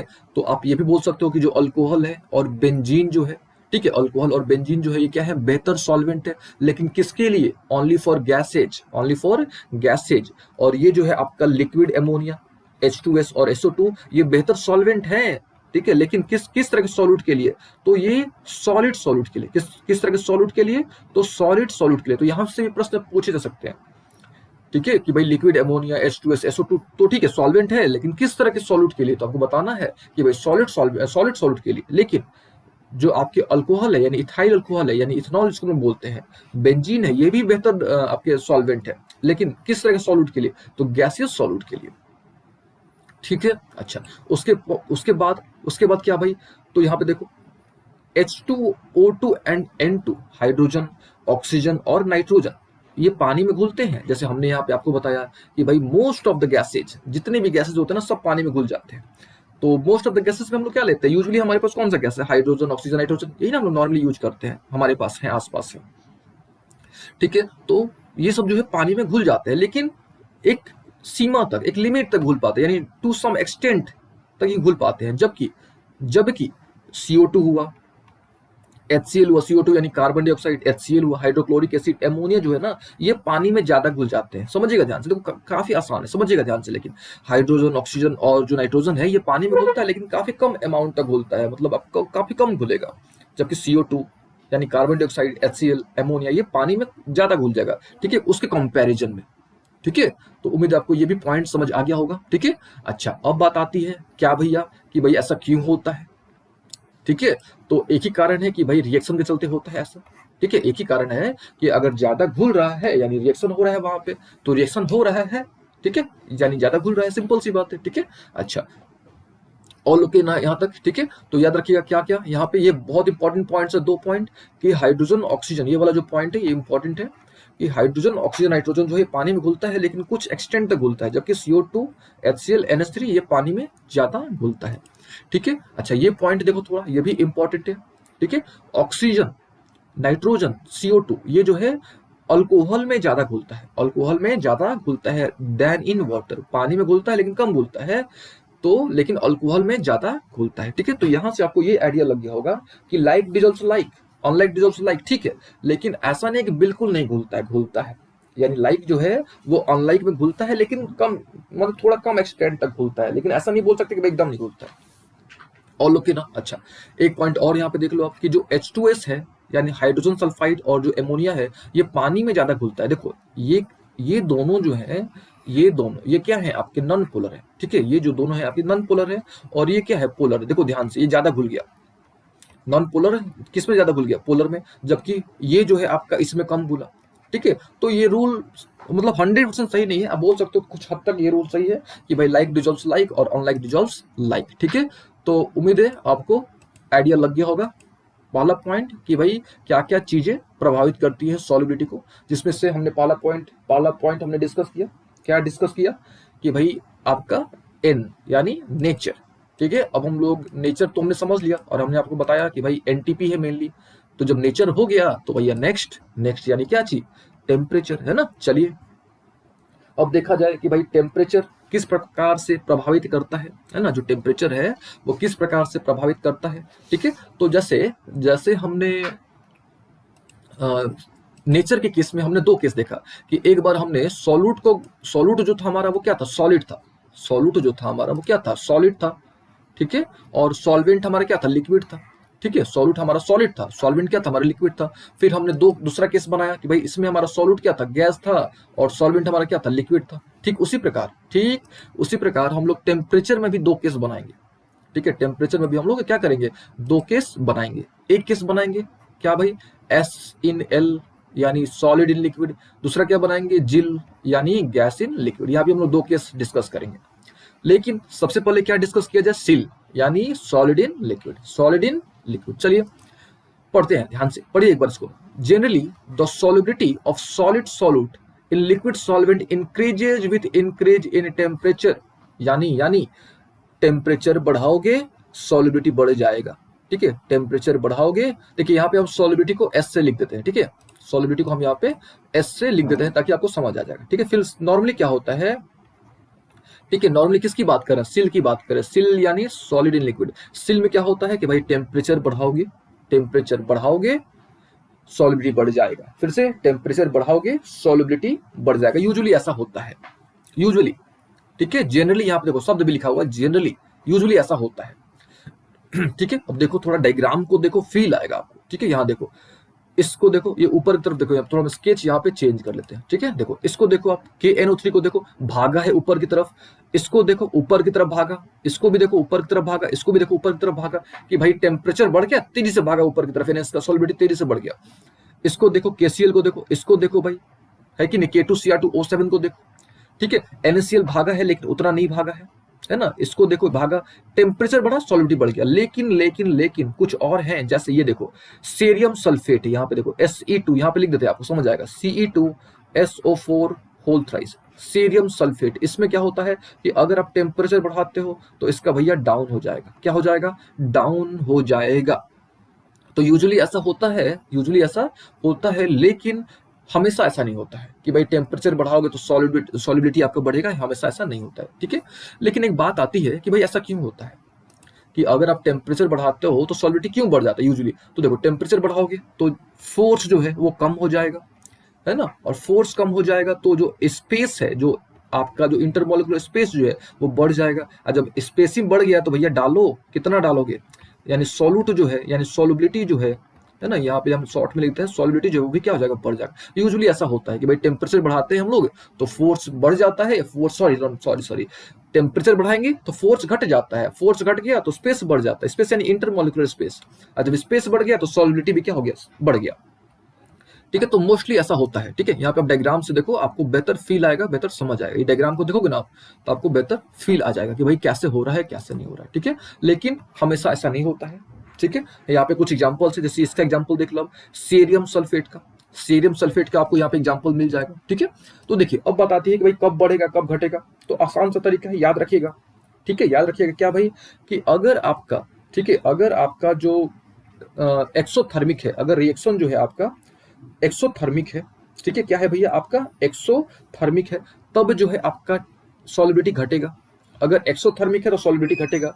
अगर इंडोथर्मिक है, फिल कीजिएगा, अगर इंडोथर्मिक है तो आपका सॉल्युबिलिटी बढ़ेगा। सिंपल सा ट्रिक याद रखिएगा, अगर एक्सो होगा, अगर क्या होगा, एक्सो होगा तो सॉल्युबिलिटी क्या होगा? घटेगा। अगर इंडो होगा तो सॉल्युबिलिटी क्या होगा? आपका बढ़ेगा। फिर से एक बार देखिए, हमने आपको डाई सॉल्यूशन बता रखा है। डाई सॉल्यूशन क्या होता है अब हम यहाँ पे रिपीट नहीं करेंगे क्योंकि हमने उसको बहुत बार रिपीट कर दिया है। ठीक है, डाई सॉल्यूशन तो आसान तरीका से, अगर डाई सॉल्यूशन आपका इंडो हुआ, ठीक है, डाई सॉल्यूशन क्या हुआ? इंडो हुआ। तो इंडोथर्मिक का मतलब क्या होता है कि भैया वो हीट को एब्जॉर्व करेगा, यानी टेम्परेचर बढ़ेगा, यानी फोर्स घटेगा, यानी स्पेस बढ़ेगा, यानी सॉल्युबिलिटी बढ़ेगा। अगर 100 हुआ तो 100 का मतलब क्या हुआ भैया? वो अपना एनर्जी जो उसको प्रोवाइड कर रहे हो वो तो उसका एनर्जी निकलते जा रहा है, उसका टेम्परेचर निकलते जा रहा है। यानी अगर 100 हुआ तो उसका भाई टेम्परेचर तो डाउन हो रहा है, और टेम्परेचर डाउन हो रहा है तो फोर्स भी क्या हो रहा है? आपका फोर्स बढ़ रहा है। टेम्परेचर डाउन तो फोर्स क्या होगा? बढ़ेगा। अब फोर्स बढ़ेगा तो जो स्पेस भी आपका बढ़ जाएगा, और जब स्पेस बढ़ जाएगा तो भाई सॉल्युबिलिटी का क्या हाल होगा? ऑब्वियसली भाई वो क्या हो जाएगा? कम हो जाएगा, है ना, सॉल्युबिलिटी क्या हो जाएगा? कम हो जाएगा।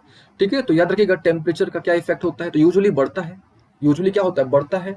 ठीक है, लेकिन कुछ केसेज हैं जहां पे क्या होता है? घटता भी है। कुछ केसेज हैं जहां पे क्या होता है? घटता है। तो कब बढ़ेगा? तो याद रखिएगा, अगर डाई सॉल्यूशन इंडोथर्मिक है, तो बढ़ेगा, सॉल्युबिलिटी बढ़ेगा।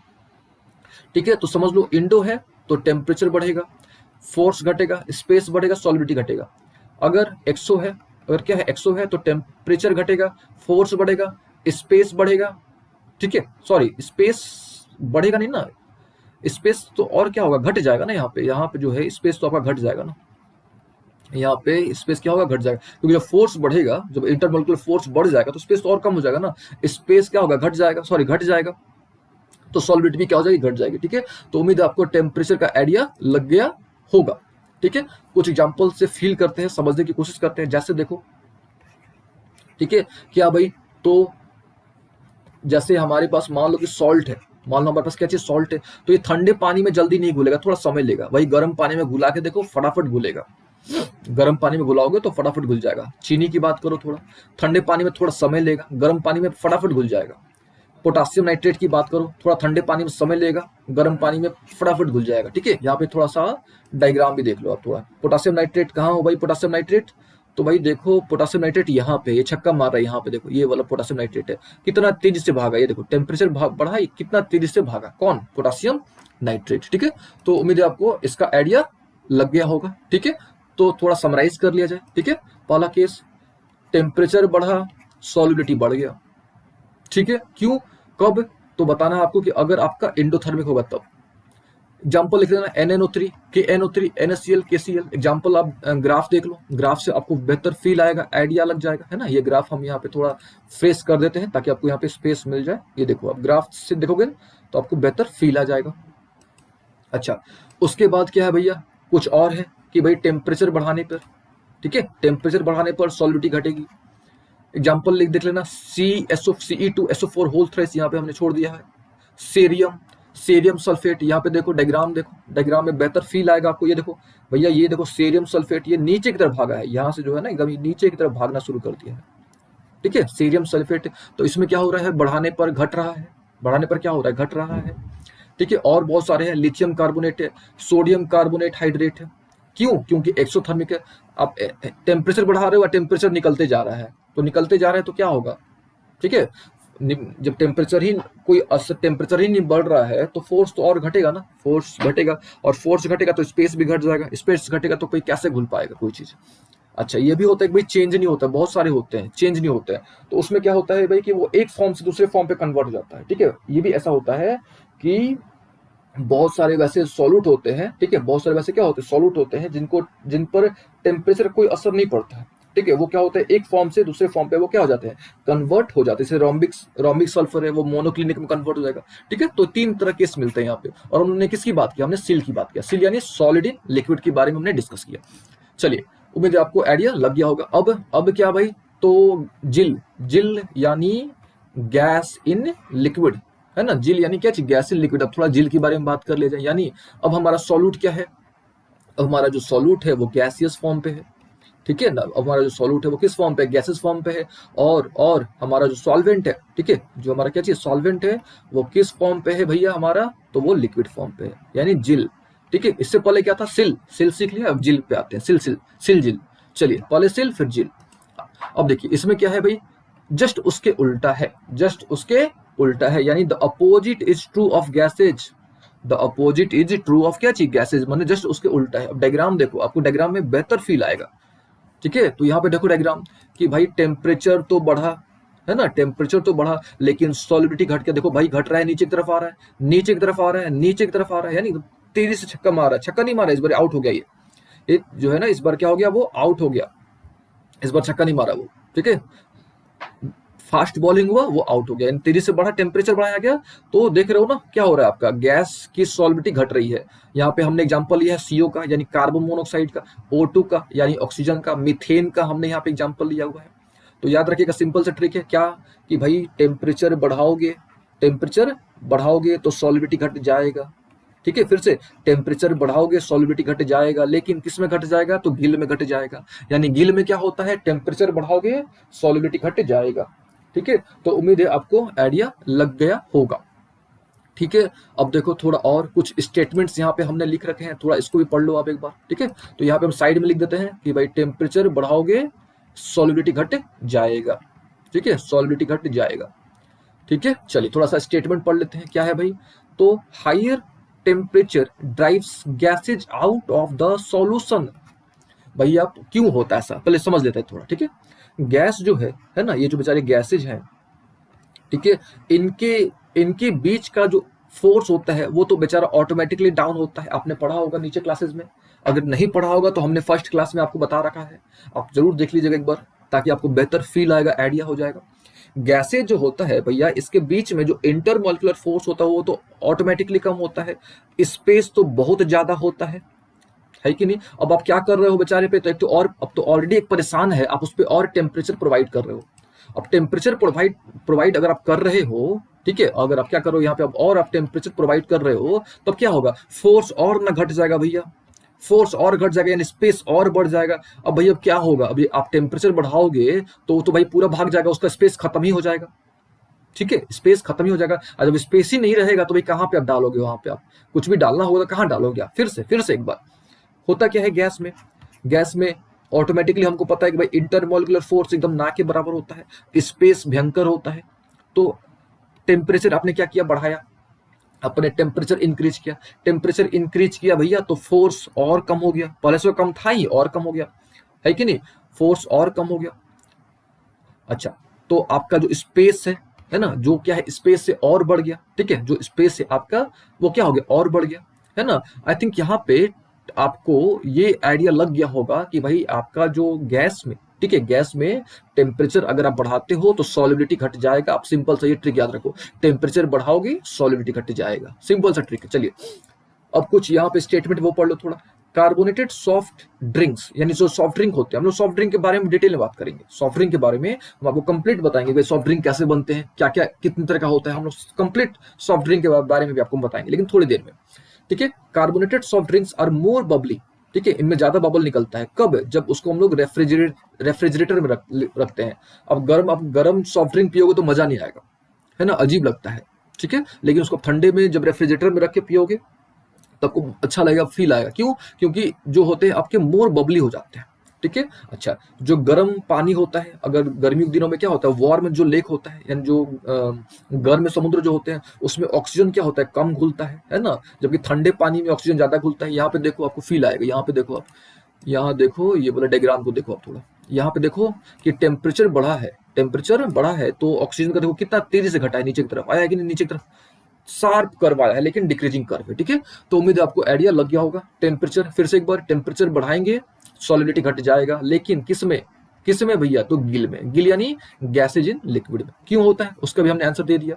और सील में क्या होता है, सील में टेम्परेचर बढ़ाते हैं तो यूजुअली बढ़ भी जाता है, घट भी जाता है, 3 केसेस होते हैं, यहाँ भी हमने आपको बता दिया, ठीक है। तो टेम्परेचर का तो हमने खेल देख लिया, है कि नहीं।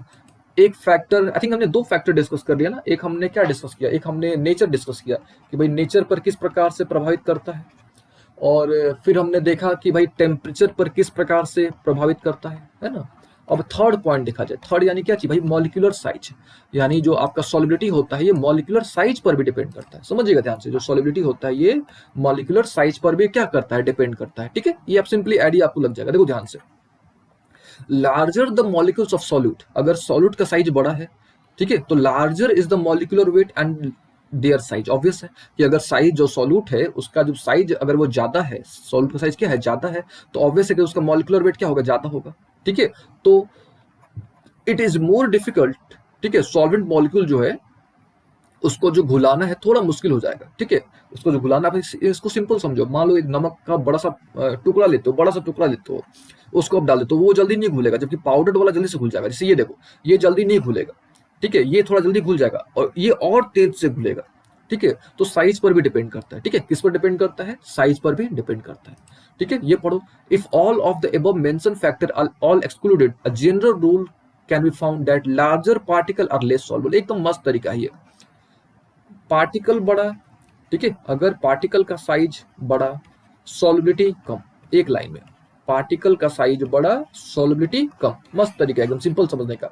पार्टिकल का साइज छोटा, है ना, अगर साइज ऑफ पार्टिकल छोटा तो सॉल्युबिलिटी भयंकर यानी बड़ा, बस ये ट्रिक याद कर लो काफी है। फिर से, पार्टिकल बड़ा, सॉल्युबिलिटी छोटा, पार्टिकल छोटा, सॉल्युबिलिटी बड़ा, ठीक है ना, एकदम क्लियर है।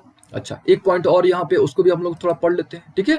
तो ये था हमारा क्या चीज, थर्ड पॉइंट, कि भाई जिस पर डिपेंड कर रहा था, ठीक है, थोड़ा थर्ड वाला डिस्कस कर लिया जाए, है ना, ठीक है। और उम्मीद है आपको अच्छे तरीके से सारी बातें समझ आ रही होंगी, ठीक है। ये देखो थर्ड वाला पढ़ लो आप।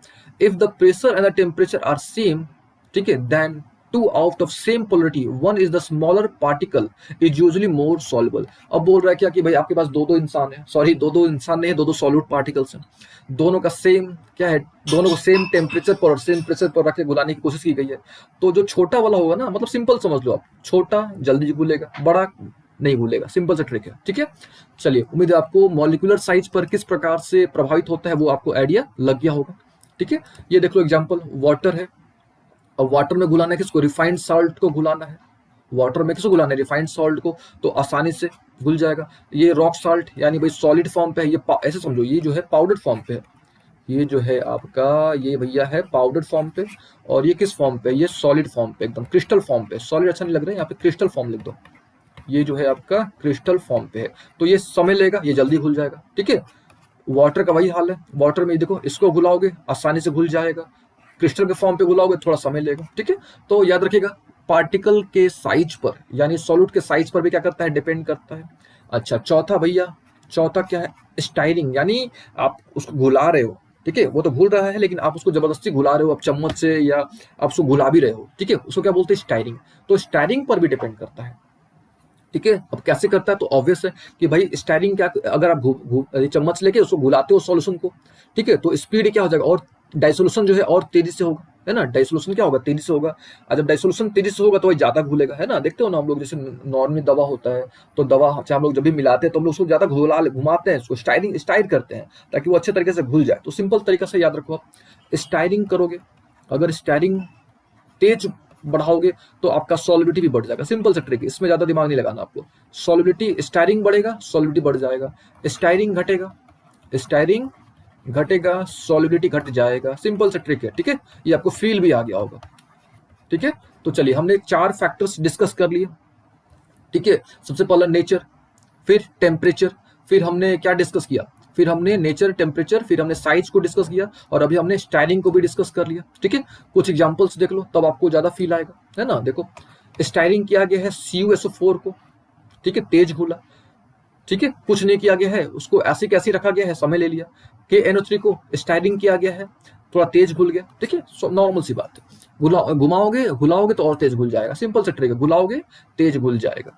और लोग के ना, अच्छा, उसके बाद हम लोग क्या डिस्कस कर रहे हैं अभी, हम लोग डिस्कस कर रहे हैं फैक्टर्स अफेक्टिंग सॉल्युबिलिटी, है ना। अब इसमें 5वां पॉइंट देख लो, तो 5वां पॉइंट जो है भैया, इंटरमोलिकुलर फोर्स, ये भी बहुत बड़ा रोल प्ले करता है। इंटरमोलिकुलर अट्रैक्शन या इंटरमोलिकुलर फोर्स ही बोल दो आप, तो अगर फोर्स ज्यादा तो सॉलिबिलिटी ज्यादा, सिंपल सा ट्रिक है, फोर्स ज्यादा सॉलिबिलिटी ज्यादा, ये हमने आपको बता भी रखा है।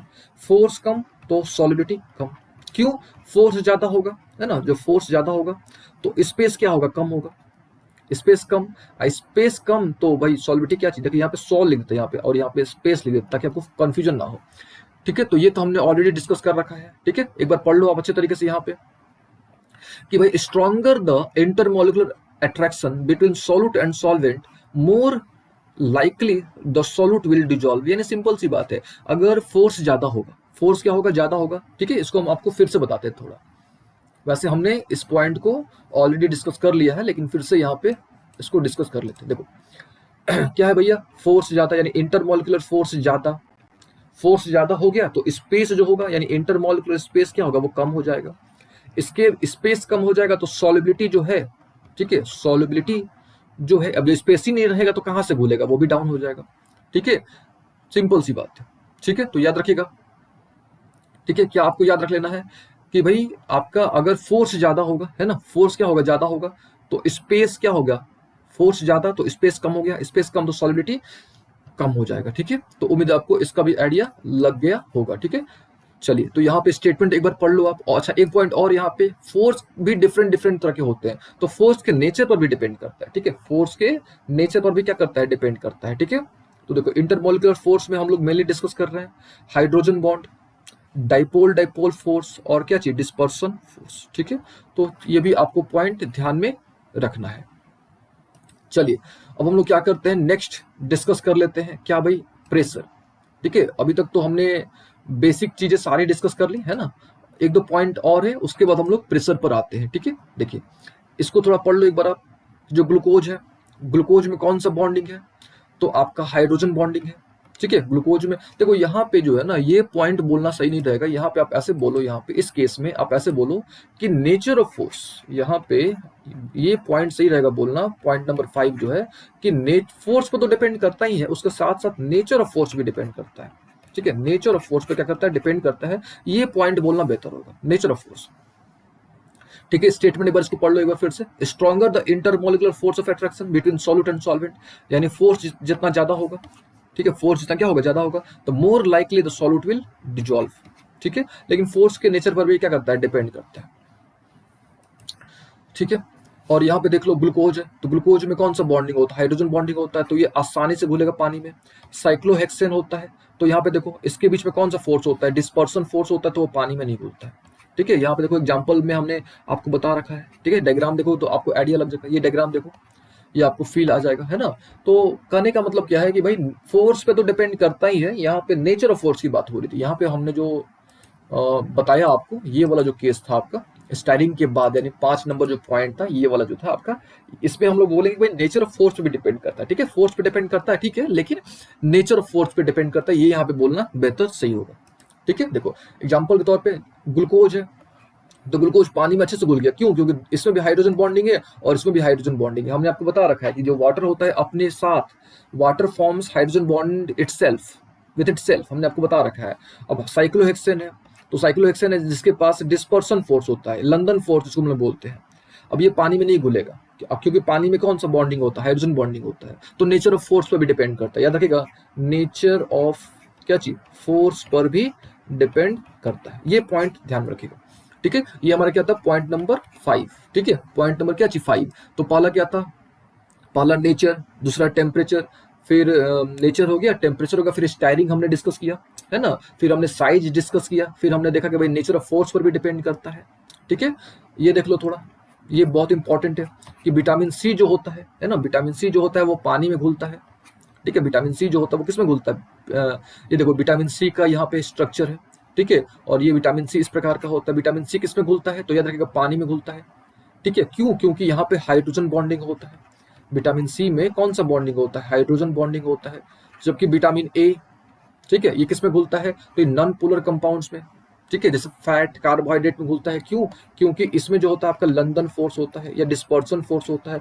तो नेचर ऑफ फोर्स पर भी क्या करता है, डिपेंड करता है। और ये पॉइंट अक्सर पूछा जाता है कि भाई विटामिन ए किसमें घुलता है, विटामिन सी किसमें घुलता है। तो याद रखिएगा विटामिन सी घुलता है किसमें, वाटर में। क्यों घुलता है, क्योंकि यहाँ पे आपका क्या चीज, हाइड्रोजन बॉन्डिंग, इसमें भी हाइड्रोजन बॉन्डिंग है। यहाँ पे देखो आपको आइडिया लग जाएगा, यहाँ भी हाइड्रोजन बॉन्डिंग है और यहाँ भी क्या आपका हाइड्रोजन बॉन्डिंग है। और ये हमने आपको बता रखा है कि जो हाइड्रोजन बॉन्डिंग होता है ये 2 तरह के होते हैं, इंटर एटॉमिक और इंट्रा एटॉमिक। ठीक है, ये भी हमने आपको बता रखा है।